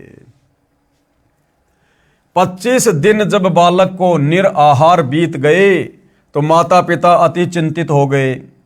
24 दिन से नीमा तो रो रो कर विलाप कर रही थी, सोच रही थी ये बच्चा कुछ भी नहीं खा रहा है, यह मरेगा, मेरे बेटे को किसी की नजर लगी है। 24 दिन से लगातार नजर उतारने की विधि भिन्न भिन्न स्त्री पुरुषों द्वारा बताई प्रयोग करके थक गई। कोई लाभ नहीं हुआ। आज 25वां दिन उदय हुआ। माता नीमा रात्रि भर जागती रही तथा रोती रही कि पता नहीं ये बच्चा कब मर जाएगा, मैं भी साथ ही फांसी पर लटक कर जाऊंगी, मैं इस बच्चे के बिना जीवित नहीं रह सकती। बालक कबीर का शरीर पूर्ण रूप से स्वस्थ था। परमात्मा बिल्कुल हष्ट पुष्ट तथा ऐसे लग रहा था जैसे बच्चा प्रतिदिन 1 किलोग्राम 1 सेर दूध पीता हो। परंतु नीमा को डर था कि बिना कुछ खाए पिए ये बालक जीवित रह ही नहीं सकता, ये कभी भी मृत्यु को प्राप्त हो सकता है। ये सोचकर फूट फूट कर रो रही थी। भगवान शंकर के साथ साथ निराकार प्रभु की भी उपासना तथा उससे भी की गई प्रार्थना जब व्यर्थ रही तो अति व्याकुल होकर रोने लगी। भगवान शिव एक ब्राह्मण ऋषि का रूप बनाकर नीरू की झोपड़ी के सामने खड़े हुए। अब भाइयों और बहनों, परमात्मा ने तो महिमा देनी होती है। थे स्वयं कबीर परमात्मा ही अपने दूसरे रूप में, जो एक ऋषि का रूप बनाकर, एक ब्राह्मण का रूप बनाकर, और नीमा के इस प्रकार विलाप को देखकर, उसकी चिंता को देखकर परमात्मा जी आए तथा नीमा से रोने का कारण जानना चाहा। नीमा रोती रही, हिचकियां लेती रही। संत रूप में खड़े भगवान शिव के अति आग्रह करने पर नीमा रोती रोती कहने लगी, हे ब्राह्मण, मेरे दुख से परिचित होकर आप भी दुखी हो जाओगे। फकीर वेशधारी शिव भगवान बोले, हे माई, कहते हैं अपने मन का दुख दूसरे के समक्ष कहने से मन हल्का हो जाता है। अब कई भाई बहनों को शंका होगी, नहीं नहीं जी, वो तो भगवान शिव ही थे। अरे भैया, वो नीमा भगवान शिव को रोते रोते उसको आधी से ज्यादा उम्र बीत गई थी कि भगवान शिव मुझे बच्चा दे दे, मुझे बच्चा दे दे। हे भगवान शंकर, तेरे घर में क्या कमी है, क्या कमी है। उस भगवान शिव ने उस समय तो नहीं सुनी उसकी एक भी, और अब कैसे आ जाएगा वो भगवान शंकर। तो स्वयं कबीर परमात्मा ही सारा खेल खेलता है। आपके कष्ट का निवारण करने की विधि भी प्राप्त हो जाए। आंखों में आंसू, जीव्या लड़खड़ाते हुए गहरे सांस लेते हुए नीमा ने बताया, हे महात्मा जी, हम निसंतान थे। 25 दिन पहले हम दोनों पति पत्नी प्रतिदिन की तरह काशी में लहरतरा तालाब पर स्नान करने जा रहे थे। उस दिन ज्येष्ठ मास की शुक्ल पूर्णमासी की सुबह थी। रास्ते में मैंने अपने इष्ट भगवान शंकर से पुत्र प्राप्ति की हृदय से प्रार्थना की थी। मेरी पुकार सुनकर दीनदयाल भगवान शंकर जी ने उसी दिन एक बालक लहर तारा तालाब में कमल के फूल पर हमें दिया। अब ये तो भाई और बहनों नीमा के अपने विचार हैं। बच्चे को प्राप्त करके हमारे हर्ष का कोई ठिकाना नहीं रहा। ये हर्ष अधिक समय तक नहीं रहा। इस बच्चे ने दूध नहीं पिया। सब प्रयत्न करके हम थक चुके हैं। आज इस बच्चे को 25वां दिन है, कुछ भी आहार नहीं किया है। यह बालक मरेगा, इसके साथ ही मैं आत्महत्या करूंगी। मैं इसकी मृत्यु की प्रतीक्षा कर रही हूं। सारी रात्रि बैठकर तथा रो रो कर व्यतीत की है। मैं भगवान शंकर से प्रार्थना कर रही हूं कि हे भगवान, इससे अच्छा तो ये बालक ना देते। अब इस बच्चे में इतनी ममता हो गई है कि मैं इसके बिना जीवित नहीं रह सकूंगी। नीमा के मुख से सारी कथा सुनकर साधु रूपधारी भगवान शंकर ने कहा, आपका बालक मुझे दिखाइए। नीमा ने बालक को पालने से उठाकर ऋषि के समक्ष प्रस्तुत किया। दोनों प्रभुओं की आपस में दृष्टि मिली। भगवान शंकर जी ने शिशु कबीर जी को अपने हाथों में ग्रहण किया तथा मस्तिष्क की रेखाएं व हस्त रेखाएं देखकर बोले, नीमा, आपके बेटे की लंबी आयु है, ये मरने वाला नहीं है। देख कितना स्वस्थ है, कमल जैसा चेहरा खिला है। नीमा ने कहा, हे विप्रवर, बनावटी सांत्वना से मुझे संतोष होने वाला नहीं है। बच्चा दूध पिएगा तो मुझे सुख की सांस आएगी। 25 दिन के बालक का रूप धारण किए परमेश्वर कबीर जी ने भगवान शिव से कहा, हे भगवान, आप इन्हें कहो एक कंवारी गाय लाए।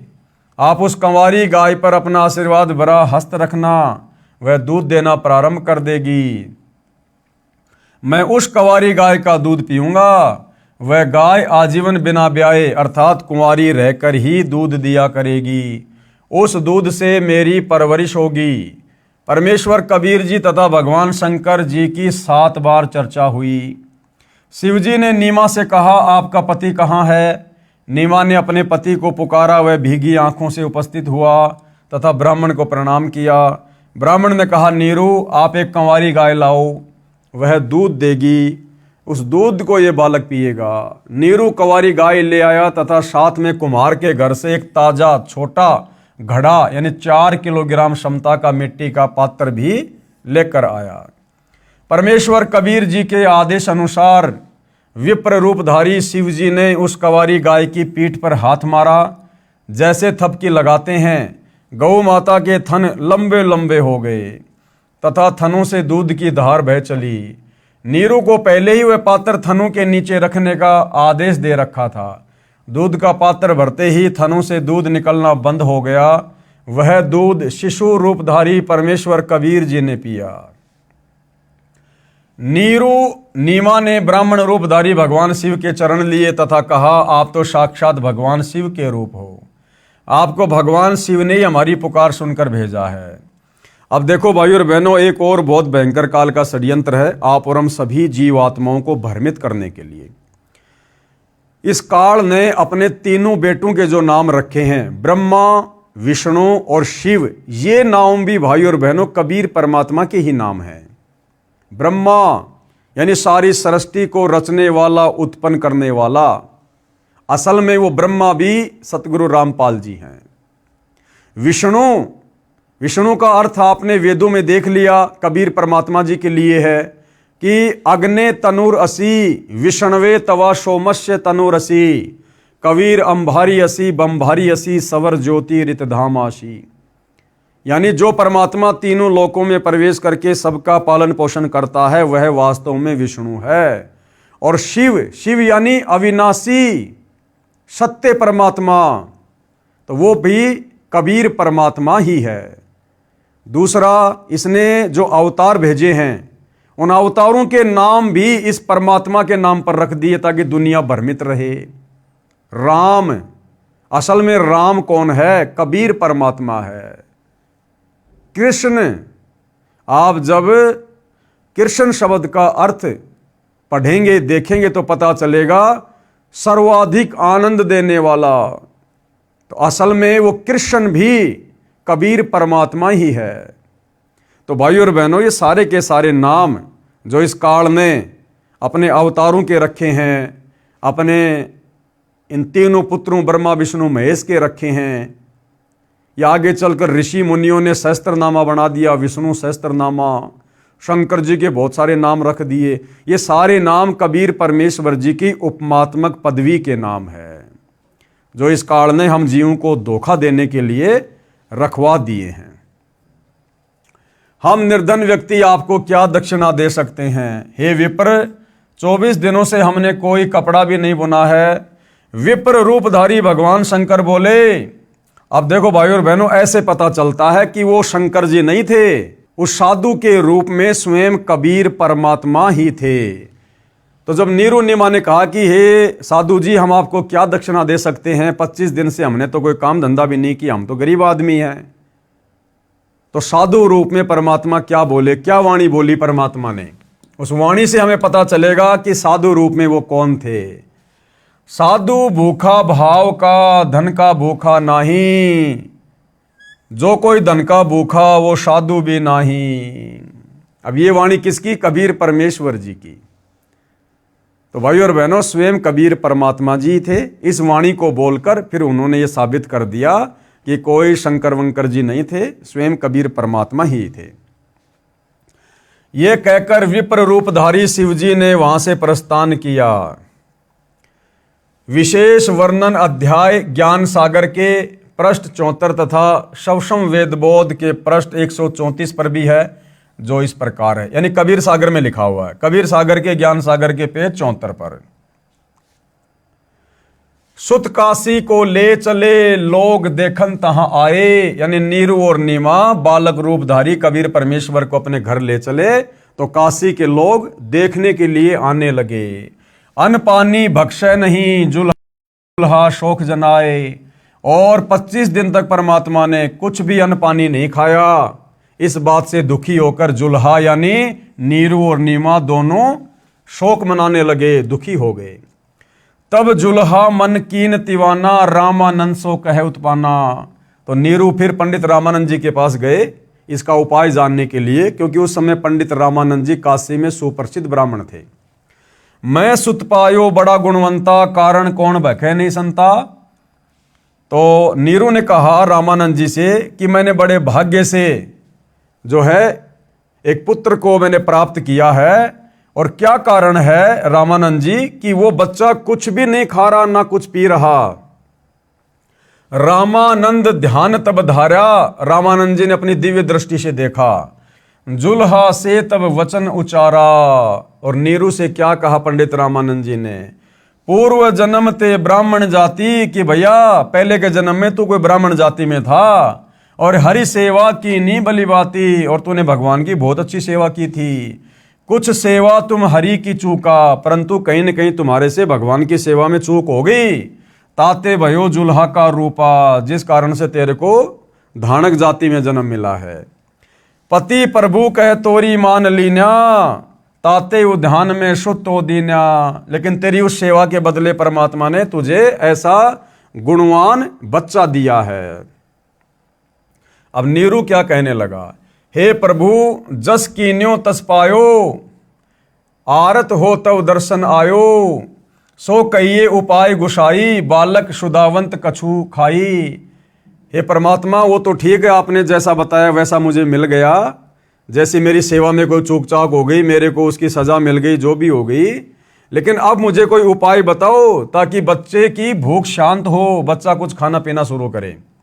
तो रामानंद जी ने क्या कहा? रामानंद अस युक्ति विचारा, तव सुत को ही ज्ञानी अवतारा। कि भैया तेरा बेटा कोई ज्ञानी अवतार है।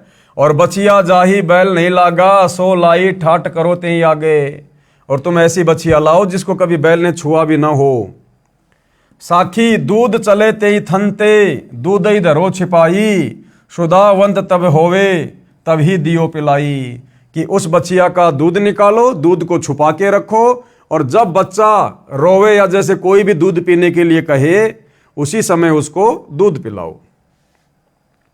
जुल्हा एक बछिया ले आवा। अब नीरू एक बछिया ले आया। चलो दूत कोई मर्म न पावा।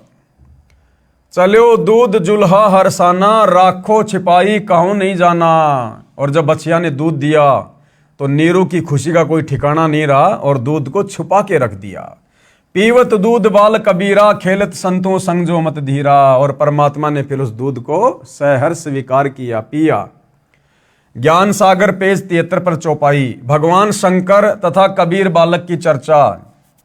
नोट, यह प्रकरण अधूरा लिखा है, फिर भी समझने के लिए मेरे ऊपर कृपया है, यानी गुरुदेव भगवान कह रहे हैं अपने आप को छुपाते हुए।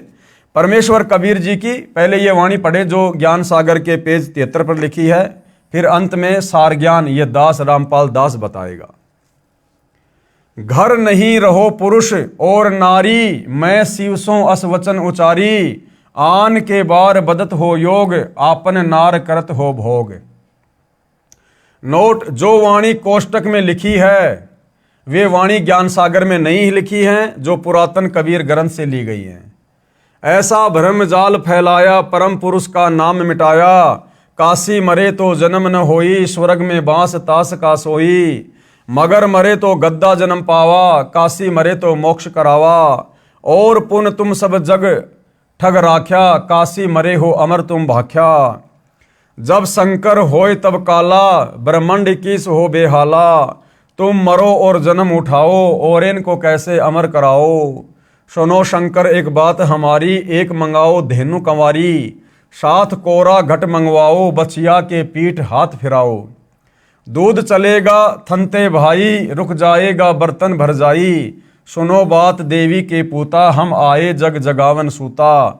पूर्ण पुरुष का ज्ञान बताऊं, दिव्य मंत्र दे अमर लोक पहुंचाऊं। तब तक नीरू जुल्हा आया, रामानंद ने जो समझाया। रामानंद की बात लागी खारी, दूध देवेगी गाय कंवारी। जब शंकर पंडित रूप में बोले, कंवारी धनु लाओ तो ले। साथ कोरा घड़ा भी लाना, तास में धेनु दूध भराना। तब जुल्हा बछिया अरु बर्तन लाया, शंकर गाय पीठ हाथ लगाया। दूध दिया बछिया कंवारी, पिया कबीर बालक लीलाधारी। नीरू नीमा बहुते अरसाई, पंडित शिव की स्तुति गाई। कहे शंकर ये बालक नाही, इनकी महिमा कही न जाई।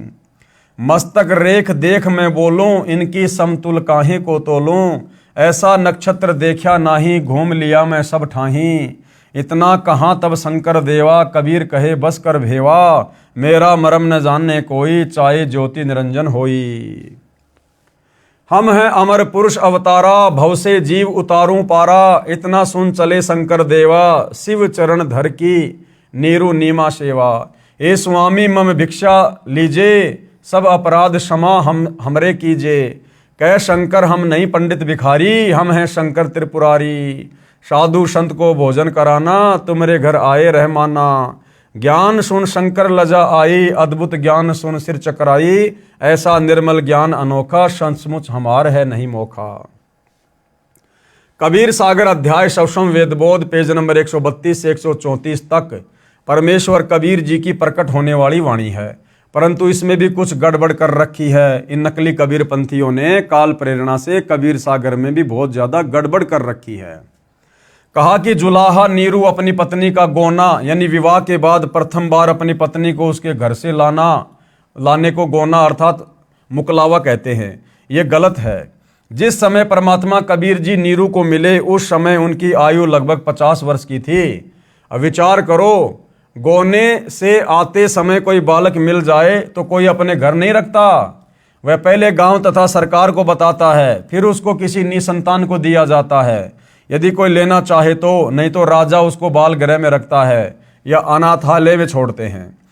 नीमा ने तो बच्चे को छोड़ना ही नहीं चाहा था, फिर भी जो सच्चाई है वह वही है। हमने परमात्मा पाना है, उसको कैसे पाया जा सकता है वह विधि सत्य है, तो मोक्ष संभव है। ज्ञान इसलिए आवश्यक है कि विश्वास बने कि परमात्मा कौन है, कहाँ प्रमाण है, वह चेष्टा की जा रही है।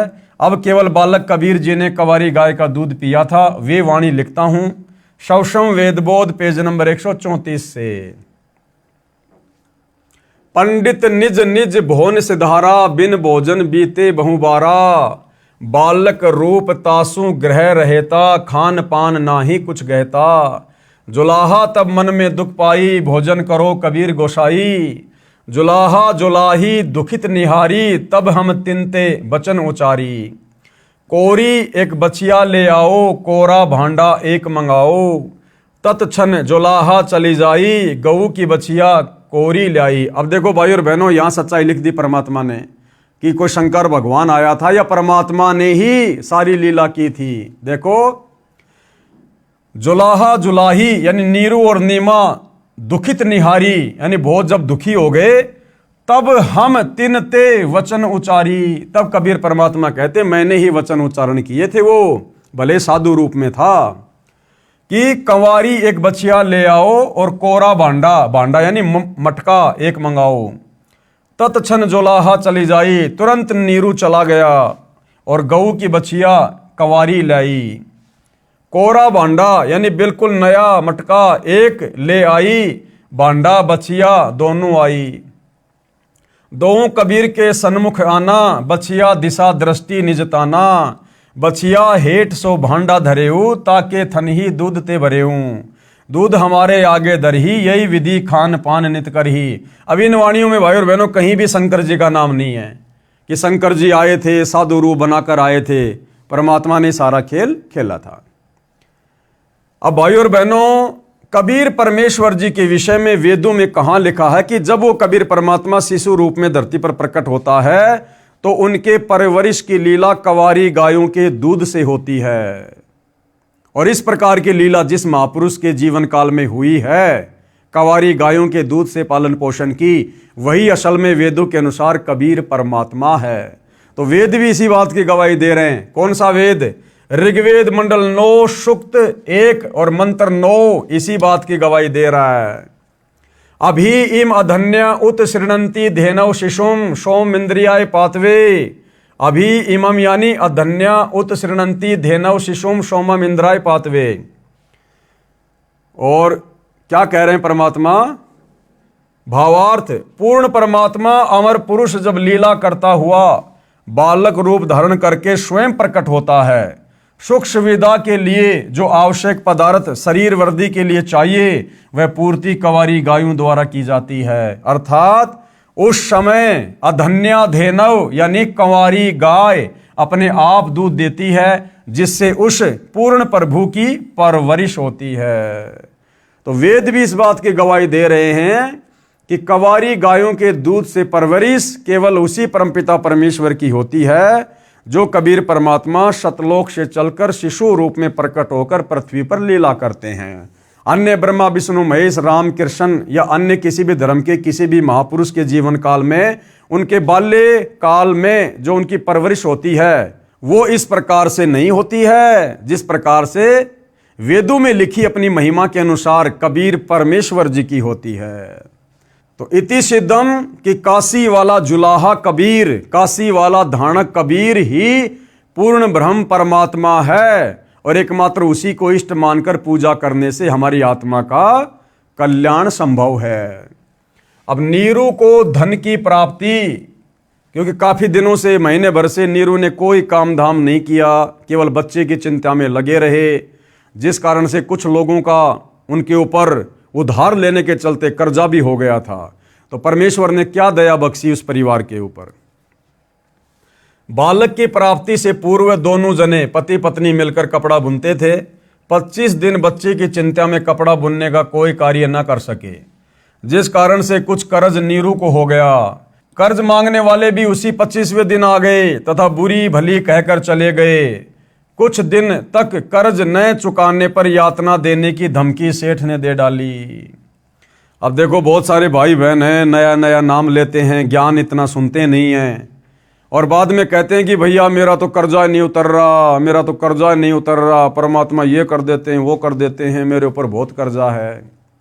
देखो, जिसके घर में शिशु रूप में खुद कबीर भगवान आए, प्रकट हुए, और वो आत्माएं भी किस प्रकार से कर्जे में डूबी हुई थी, उनको भी लोग पैसे के लिए धमकी दे दे के जा रहे थे, धमकी दे दे के, जबकि उनकी झोपड़ी में सारी सृष्टि का पालन पोषण करने वाला, लोगों को सेठ बनाने वाला, राजा बनाने वाला, दुनिया को धन देने वाला वो कबीर परमात्मा विराजमान था।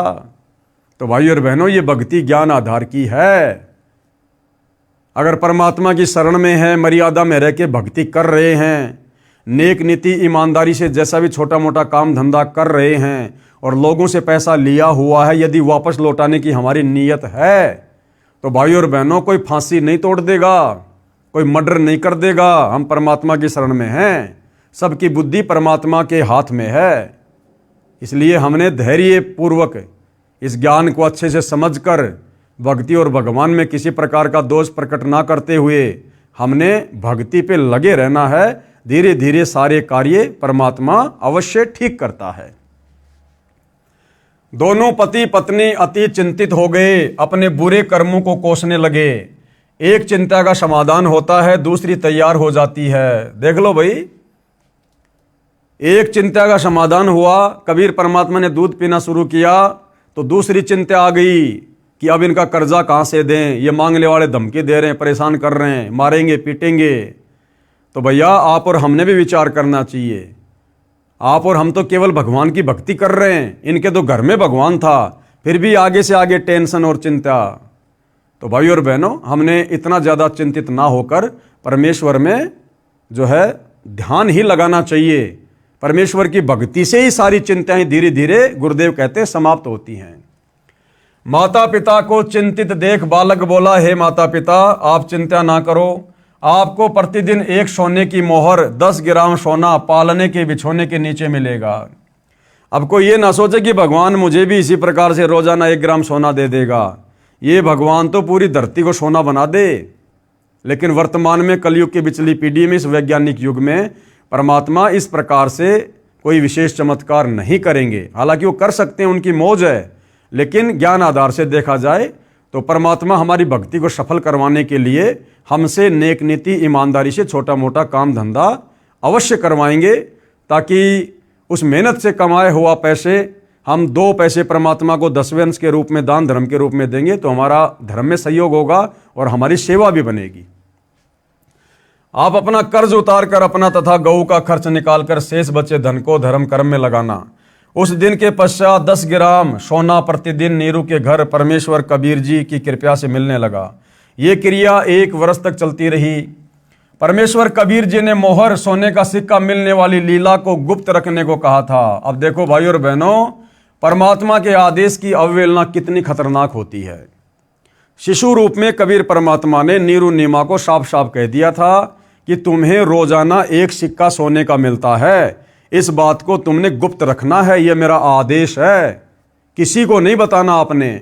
और इस बात का उन्होंने उस समय खुलासा कर दिया जब एक बार उनकी झोपड़ी पर उनके कोई परिचित आए, और उसी दिन से भाई और बहनों परमात्मा ने वो 1 सिक्का सोना देना बंद कर दिया, क्योंकि उन्होंने परमात्मा के वचन की अवहेलना कर दी। तो इसी प्रकार भाई और बहनों, वर्तमान में गुरुदेव भगवान ने, उसी कबीर परमेश्वर ने इस भक्ति को देते समय हमें जो नियम बताए हैं, जो मर्यादाएं बताई हैं, सत्संगों में जो उन्होंने हमें आदेश दिए हैं, यदि हम उनके उन वचनों की अवहेलना करेंगे तो हमारे साथ भी वैसा ही होगा। ये क्रिया 1 वर्ष तक चलती रही। परमेश्वर कबीर जी ने मोहर सोने का सिक्का मिलने वाली लीला को गुप्त रखने को कहा था। एक दिन नीमा की प्रिय सखी उसी समय नीरू के घर पर आई जिस समय वह कबीर जी को जगाने का प्रयत्न कर रही थी। नीमा की सखी ने वह सोने की मोहर देख ली तथा बोली, इतना सोना आपके पास कैसे आया? नीमा ने अपनी प्रिय सखी से सर्व गुप्त भेद कह सुनाया कि हमें तो 1 वर्ष से ये मोहर प्रतिदिन प्राप्त हो रही है। हमारे घर पर भाग्यशाली लड़का कबीर जब से आया है, हम तो आनंद से रहते हैं। अगले दिन ही सोना मिलना बंद हो गया। भाई जो गुरु वचन पर डट गए, कट गए फंद 84 के। तो नीरू और नीमा ने सतगुरु के वचन को तोड़ दिया, उनके वचन की अवहेलना कर दी, उनके आदेश की अवहेलना कर दी। अब देखो भाई और बहनों, वचन तोड़ना, परमेश्वर के वचन की अवहेलना करना सबसे बड़ा दोष है। बार बार गुरुदेव भगवान भी सत्संगों में कहते हैं कि बच्चों, भक्ति चाहे किसी कारण कम हो जाए, परंतु मर्यादा यानी वचन जो गुरुदेव ने हमें बता दिए हैं वो नहीं तोड़ने। आप और हम भाई बहन सतलोक से इस काल के गंदे लोक में क्यों आए? सिर्फ इसी कारण से क्योंकि हमने सतलोक में परमात्मा के वचन की अवहेलना की थी। हमने उनकी मर्यादाओं को तोड़ दिया था, उनके आदेश की पालना नहीं की, हल्के में ले लिया, जिस प्रकार नीमा ने हल्के में ले लिया।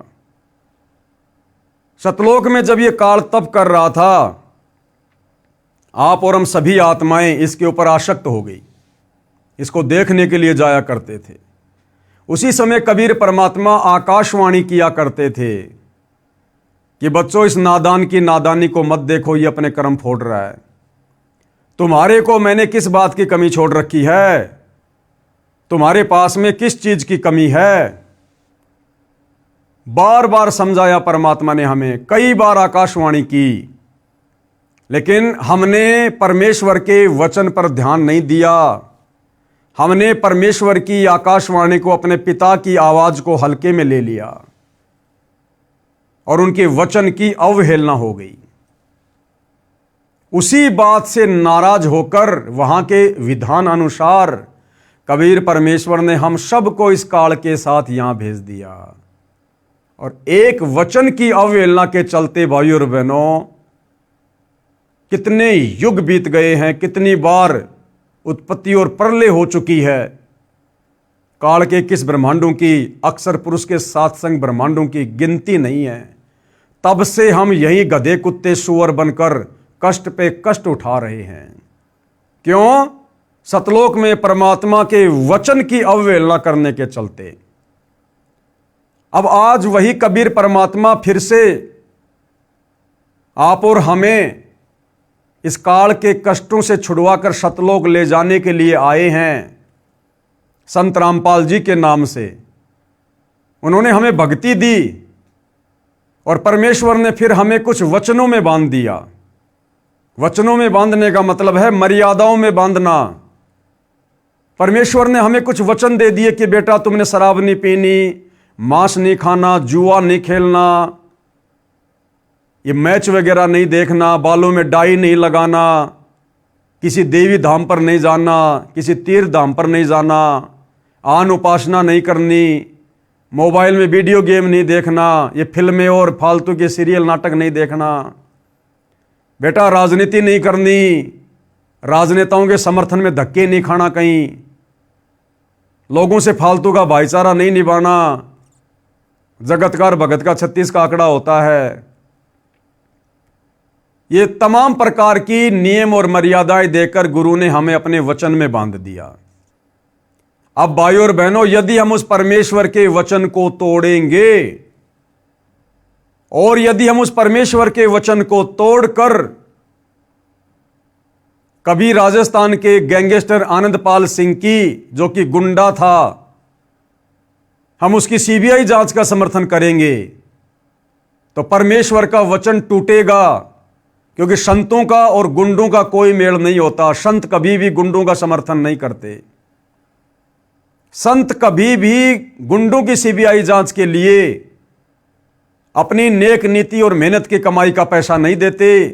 जैसा कि राजस्थान के अजमेर में आनंदपाल सिंह की, उस गैंगस्टर की सीबीआई जांच के समर्थन में राजपूत करणी सेना को राजस्थान की संगत के द्वारा राजस्थान के सोजत आश्रम वालों ने 5 लाख रुपए दिए। ये परमेश्वर के वचन की धज्जियां उड़ाई गई।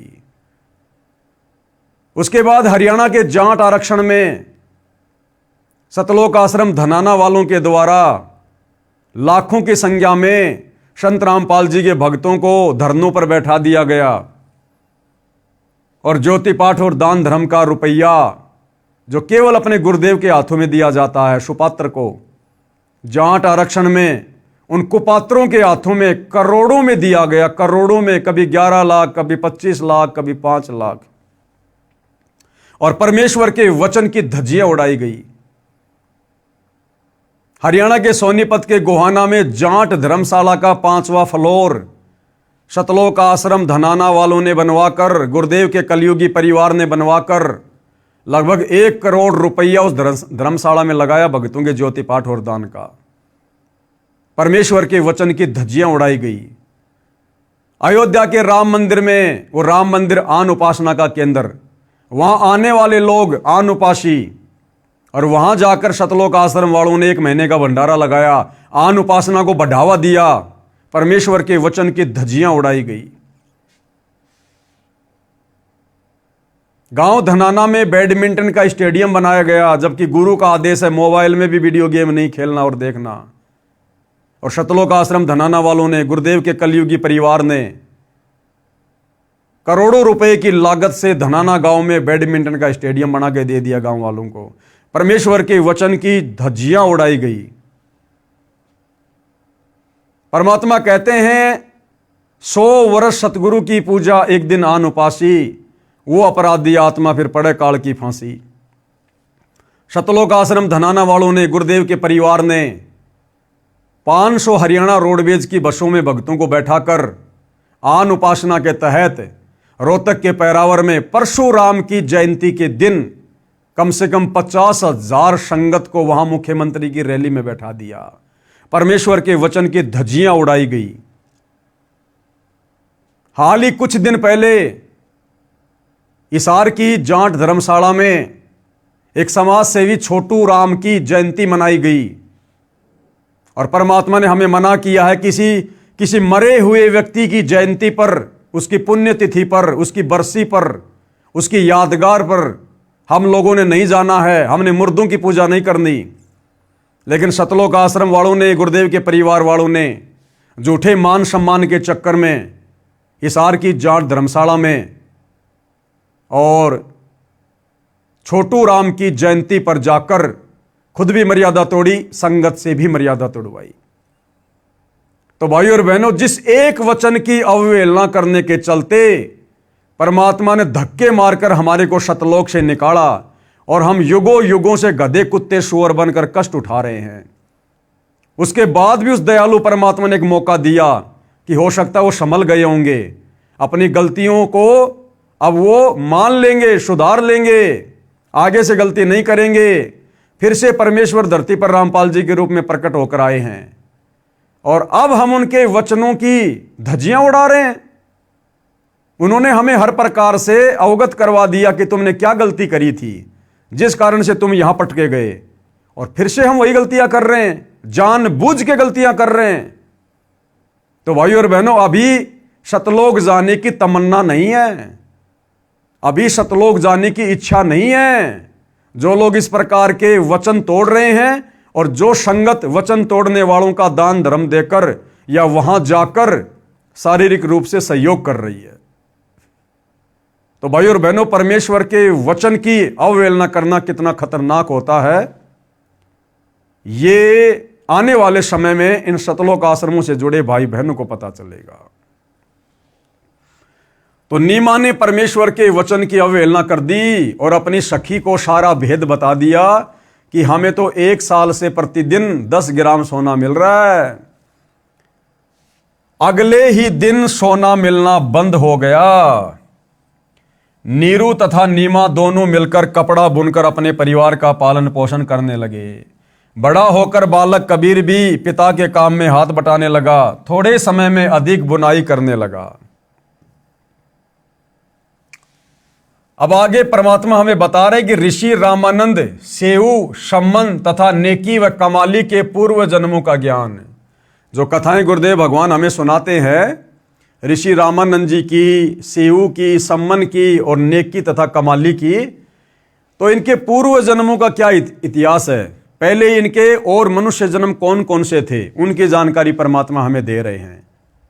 इससे हमें यह भी पता चलेगा कि परमात्मा अपनी अच्छी आत्माओं के पीछे युगों युगों से लगे हुए हैं। उन्हें भक्ति देकर रिचार्ज करके कलयुग की पिछली पीढ़ी तक मनुष्य जन्म दे देकर लेकर आते हैं। तो इन महापुरुषों के पूर्व जन्म क्या थे और किस प्रकार से परमेश्वर ने इनको अपनी शरण में लिया। ऋषि रामानंद जी का जीव, कौन रामानंद जी? पंडित रामानंद जी, जिन्होंने 650 साल पहले कबीर परमात्मा जी के मुंह बोले गुरु बनने की भूमिका की थी। ये जो पंडित रामानंद जी था, ये सतयुग में विद्याधर नाम का ब्राह्मण था, और इसी के घर में परमात्मा जी आए थे शिशु रूप में, और जो सतयुग में पंडित रामानंद जी वाली आत्मा विद्याधर नाम का ब्राह्मण था, और उसकी जो पत्नी थी वो कौन थी? कमाली वाली आत्मा, जो शेख तकी की लड़की थी, जिसको परमात्मा ने कब्र से निकालकर जीवित किया था, कमाली नाम रखा था, अपने पास अपनी बेटी की तरह रखा था। वही कमाली वाली आत्मा सतयुग में पंडित रामानंद जी वाली आत्मा, जो कि विद्याधर नाम का ब्राह्मण था, उसकी पत्नी थी। और फिर वही पंडित रामानंद और कमाली वाली आत्मा त्रेता युग में भी पंडित वेदविग और सूर्या नाम से दोनों पति पत्नी थे। पंडित रामानंद जी का जीव सतयुग में विद्याधर ब्राह्मण था, जिसे परमेश्वर सत सुकृत नाम से मिले थे। त्रेता युग में वह वेदविग नामक ऋषि था, जिसको परमेश्वर मुनिंद्र नाम से शिशु रूप में प्राप्त हुए थे। तथा कमाली वाली आत्मा सतयुग में विद्याधर की पत्नी दीपिका थी, और त्रेता युग में सूर्या नाम की वेदविग ऋषि की पत्नी थी। उस समय इन्होंने परमेश्वर को पुत्रवत पाला तथा प्यार किया था। इन्होंने कबीर परमेश्वर जी को पुत्रवत पाला और प्यार किया था। उसी के पुण्य के कारण ये आत्माएं परमात्मा को चाहने वाली थी, और अपनी चाहने वाली आत्माओं के लिए परमात्मा यहां भटकता रहता है। कलयुग में भी इनका परमेश्वर के प्रति अटूट विश्वास था। ऋषि रामानंद व कमाली वाली आत्माएं ही सतयुग में ब्राह्मण विद्याधर तथा ब्राह्मणी दीपिका वाली आत्माएं थी, जिन्हें ससुराल से आते समय कबीर परमेश्वर एक तालाब में कमल के फूल पर शिशु रूप में मिले थे। यही आत्माएं त्रेता युग में वेदविग तथा सूर्या ऋषि दंपति थे, जिन्हें परमेश्वर शिशु रूप में प्राप्त हुए थे। अब सम्मन तथा नेकी वाली आत्माएं, अब सम्मन और नेकी वाली आत्माएं कौन थी? पहले उनके क्या क्या जन्म थे? सम्मन तथा नेकी वाली आत्माएं द्वापर युग में काणु वाल्मीकि तथा उसकी पत्नी गोदावरी थी। काणु वाल्मीकि तथा उसकी पत्नी गोदावरी थी, जिन्होंने द्वापर युग में परमेश्वर कबीर जी का शिशु रूप में पालन किया था। उसी पुण्य के फलस्वरूप परमेश्वर ने उन्हें अपनी शरण में लिया। अब द्वापर युग में कबीर परमात्मा ने जो शिशु रूप में प्रकट होने की लीला की थी, और उस समय काणु वाल्मीकि तथा उसकी पत्नी गोदावरी ने जो परमात्मा जी का पालन पोषण किया था, वो आत्माएं कौन थी? वो कालू वाल्मीकि आगे चलकर कौन बना? सम्मन। और उसकी पत्नी गोदावरी आगे चलकर क्या बनी? नेकी। सम्मन और नेकी वाली आत्मा द्वापर युग में काणु वाल्मीकि तथा गोदावरी के रूप में थे, जिन्होंने परमात्मा के पालन पोषण की जो है लीला के तहत उन्होंने सेवा प्राप्त की थी। जिन्होंने द्वापर युग में परमेश्वर कबीर जी का शिशु रूप में लालन पालन किया था, उसी पुण्य के फलस्वरूप परमेश्वर ने उन्हें अपनी शरण में लिया था। और ये सेऊ कौन था? जो सम्मन और नेकी का बेटा सेऊ था, ये द्वापर में कौन था? इसका भी परमात्मा इतिहास बता रहे हैं। सेऊ यानी शिव वाली आत्मा द्वापर में ही एक गंगेश्वर नामक ब्राह्मण का पुत्र गणेश था। सेऊ की आत्मा द्वापर युग में एक गंगेश्वर नाम का ब्राह्मण था, जिसका बेटा था, और क्या नाम था? गणेश। और ये जो गंगेश्वर था, ये परमात्मा का घोर विरोधी था। ये परमात्मा जी का घोर विरोधी था, गंगेश्वर नाम का ब्राह्मण द्वापर युग में, जिसका बेटा गणेश था, जो आगे चलकर सेऊ के रूप में जन्मा। और वो जो गंगेश्वर था, जो द्वापर में परमात्मा का विरोध किया करता था, वो फिर आगे चलकर शेख तकी बना। सिकंदर लोदी का धार्मिक गुरु बना शेख तकी। एक गंगेश्वर नामक ब्राह्मण का पुत्र गणेश था। कौन? सेऊ द्वापर में, जिसने अपने पिता के घोर विरोध के पश्चात भी मेरे उपदेश को नहीं त्यागा था। तथा गंगेश्वर ब्राह्मण वाली आत्मा कलयुग में शेख तकी बना। वह द्वापर युग से ही परमेश्वर का विरोधी था। गंगेश्वर वाली आत्मा शेख तकी को काल ब्रह्म ने फिर से प्रेरित किया कर्म फुड़वाने के लिए, जिस कारण से शेख तकी यानी गंगेश्वर ने परमेश्वर कबीर जी का शत्रु बना, और भगत श्री काणु तथा गोदावरी का गणेश माता पिता तुल्य सम्मान करता था। और द्वापर युग में कबीर परमात्मा का जिस काणु नाम के वाल्मीकि और उसकी पत्नी गोदावरी ने जो परमेश्वर की सेवा की थी, उनका पालन पोषण किया था, वो जो गणेश था, जो गंगेश्वर का लड़का, वो उन दोनों को बहुत प्यारा था। और उसी मोह ममता के चलते वो काणु तो बना कलयुग में सम्मन, गोदावरी बनी नेकी, और वो गणेश बना उनका बेटा शेऊ। भगत श्री काणु तथा गोदावरी का गणेश माता पिता तुल्य सम्मान करता था। रो रो कर कहता था, काश आज मेरा जन्म आप वाल्मीकि के घर होता। मेरे पालक माता पिता काणु तथा गोदावरी भी गणेश से पुत्रव्रत प्यार करते थे, और उसी मोह ममता के चलते भाइयों और बहनों उनका अगला जन्म इकट्ठा हो गया। यानी गीता अध्याय 8 श्लोक 6, हे अर्जुन, अंत समय में ये प्राणी जिस भी भाव से भावित होता है, यानी जिस भी वस्तु में इसकी मोह ममता होती है, उसका अगला जन्म वही होता है। तो द्वापर युग में भाइयों और बहनों उन तीनों का आपस में विशेष प्रेम था, जिस कारण से परमात्मा ने कलयुग में तीनों को इकट्ठा जन्म दे दिया, सम्मन, नेकी और शेऊ के रूप में। उनका मोह भी उस बालक में अत्यधिक हो गया था। इसी कारण से वे फिर से उसी गणेश वाली आत्मा अर्थात शेऊ के माता पिता नेकी तथा सम्मन बने। सम्मन की आत्मा ही नौशेरवा शहर में नौशेर खा राजा बना, फिर बलक बुखारे का बादशाह अब्राहिम अदम सुल्तान हुआ, जो कथाएं हमें गुरुदेव भगवान ने बार बार सुनाई है। तब उसको पुनः भक्ति पर लगाया। मोक्ष नहीं हुआ अब्राहिम का, केवल भक्ति पर लगाया। आगे परमेश्वर की लीला के तहत शिशु रूप में जब काजी मुसलमान परमेश्वर की सुन्नत करने के लिए आए, जो मुसलमान धर्म में एक रिवाज है बच्चे की सुन्नत करने का, तो जब मुसलमान शिशु रूपधारी परमेश्वर कबीर जी की सुन्नत करने लगे, तो परमेश्वर जी ने क्या लीला की, इस सत्यनारायण कथा के तहत हम पढ़ेंगे। शिशु कबीर की सुन्नत करने का असफल प्रयास। शिशु रूपधारी कबीर देव की सुन्नत करने का समय आया, तो पूरा जन समूह संबंधियों का इकट्ठा हो गया। नाई जब शिशु कबीर के लिंग को सुन्नत करने के लिए कैंची लेकर गया, तो परमेश्वर ने अपने लिंग के साथ एक लिंग और बना लिया, लीला की परमात्मा ने।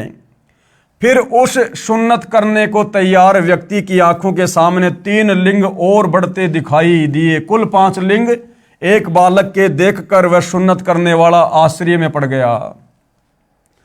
तब कबीर जी शिशु रूप में बोले, भैया एक ही लिंग की सुन्नत करने का विधान है ना तुम्हारे मुसलमान धर्म में। बोला शेष 4 की सुन्नत कहां करनी है, जल्दी बोल। शिशु को ऐसा बोलते सुनकर तथा 5 लिंग बालक के देखकर नाई ने अन्य उपस्थित व्यक्तियों को बुलाकर वह अद्भुत दृश्य दिखाया। यानी परमात्मा ने इस ब्रह्मणा को तोड़ना था कि नादानो, अगर ये सुन्नत करने का विधान अगर परमात्मा का होता, तो क्या परमात्मा माँ के पेट से सुन्नत करके नहीं भेजता बाहर? तुम लोगों ने अपनी मनमुखी धारणा बना रखी है। ये सभी उपस्थित जन समूह ये देखकर अचंभित हो गया, आपस में चर्चा करने लगे, ये अल्लाह का कैसा कमाल है। एक बच्चे को 5 पुरुष लिंग ये देखकर बिना सुन्नत किए ही चला गया। बच्चे के 5 लिंग होने की बात जब नीरू व नीमा को पता चला, तो कहने लगे, आप क्या कह रहे हो, ये नहीं हो सकता। दोनों बालक के पास गए तो शिशु को केवल एक ही पुरुष लिंग था, 5 नहीं थे। परमात्मा ने फिर से अपनी लीला समेट ली। तब उन दोनों ने उन उपस्थित व्यक्तियों से कहा, आप क्या कह रहे थे, देखो कहां है बच्चे के 5 लिंग, केवल एक ही है।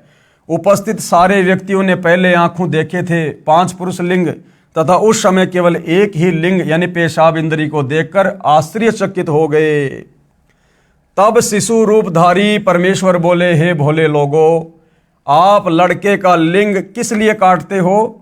क्या लड़के को बनाने में अल्लाह यानी परमेश्वर ने चूक कर दी जिसे आप ठीक करते हो? क्या आप परमेश्वर से भी बढ़कर हो? यदि आप लड़के के लिंग की चमड़ी आगे से काटकर सुन्नत करके उसे मुसलमान बनाते हो, तो लड़की को मुसलमान कैसे बनाओगे? भैया लड़के को तो तुमने पेशाब इंद्री की आगे से थोड़ी सी खाल काटकर मुसलमान बना दिया, तो तुम्हारा लड़का तो बन गया मुसलमान है। लेकिन जो लड़की पैदा होती है उसका क्या काट कर मुसलमान बनाओगे? इस गलत धारणा का परमात्मा ने खंडन किया इस प्रकार की लीला करके। यदि मुसलमान धर्म के व्यक्ति अन्य धर्मों के व्यक्तियों से भिन्न होते तो परमात्मा ही सुन्नत करके लड़के को जन्म देता। हे भोले इंसानों, परमेश्वर के सब प्राणी हैं।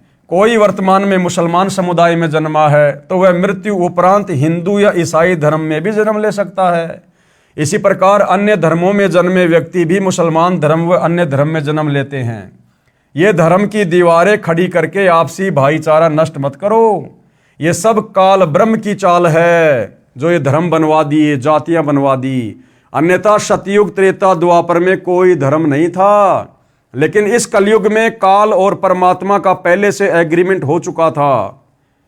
काल ने कहा था कि परमात्मा आप 3 युगों में जीव सतलोक थोड़े लेकर जाना, और जब कलयुग आ जाए उस समय जितने मर्जी जीव ले जाना। तो इस समय के विषय में पहले से ही काल और परमात्मा के बीच में एग्रीमेंट हो चुका था। तो काल ने इस समय आप और हमारे को जातियों के नाम पर, धर्मों के नाम पर, समुदायों के नाम पर, रंग भेद के नाम पर देश और दुनिया में तरह तरह की दीवारें खड़ी करवा दी, सबकी भाषाएं अलग अलग करवा दी। तो इस प्रकार से काल ने अपना जाल फैला दिया ताकि ये आत्माएं आसानी से उस परमात्मा के संत के संपर्क में ना आ जाएं। तो ये जो धर्म की दीवारें हैं ये परमात्मा ने नहीं, इस काल ब्रह्म ने, ब्रह्मा विष्णु महेश के पिता ने खड़ी कर रखी है। ये सब काल ब्रह्म की चाल है। कलयुग से पहले अन्य धर्म नहीं थे, केवल एक मानव धर्म, मानवता ही था। अब कलयुग में काल ब्रह्म ने भिन्न भिन्न धर्मों में बांटकर मानव की शांति समाप्त कर दी है। सुन्नत के समय उपस्थित व्यक्ति बालक मुख से सत उपदेश सुनकर सर्वदंग रह गए। माता नीमा ने बालक के मुख पर कपड़ा ढक दिया तथा बोली, घना मत बोल, काजी सुन लेंगे तो तुझे मार डालेंगे, वो बेरहम है बेटा। परमेश्वर कबीर जी माता के हृदय के कष्ट से परिचित होकर सोने का बहाना करके खर्राटे भरने लगे। तब नीमा ने सुख की सांस ली तथा अपने सभी संबंधियों से प्रार्थना की कि आप किसी को मत बताना कि कबीर ने कुछ बोला है, कहीं मुझे बेटे से हाथ धोने पड़े। 6 महीने की आयु में परमेश्वर पैरों चलने लगे, और मात्र 6 महीने की उम्र में कबीर परमेश्वर जी अपने पैरों पर चलने लगे, पैरों पर। जबकि आम व्यावहारिक जीवन में जब बच्चा 1.5 से 2 साल का हो जाता है तब कहीं जाकर अपने पैरों पर चलता है। तो भाइयों और बहनों, ये सत्यनारायण कथा है। कबीर परमेश्वर जी के लीला में जीवन के विषय में हम पढ़ रहे हैं, और इस प्रकार की जो सत्यनारायण कथा है जिससे हम युगों युगों से दूर थे, क्योंकि किसी को सत्यनारायण का पता ही नहीं था। हम तो नकली देवी देवताओं को सत्यनारायण मानकर उनकी कथाएं सुना करते थे, जिससे किसी प्रकार का कोई लाभ हमें नहीं होना था।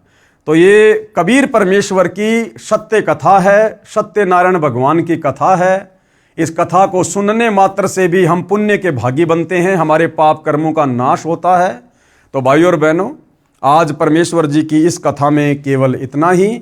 अगले वीडियो में फिर से गुरुदेव भगवान के आशीर्वाद से उनकी सत्यनारायण कथा का आनंद लेने के लिए, पुण्य प्राप्ति के लिए फिर से सेवा में हाजिर होंगे। तब तक गुरुदेव भगवान हम सबको आज्ञा दे, आशीर्वाद दे, इजाज़त दे। बंदी छोड़ सतगुरु रामपाल जी भगवान की जय हो।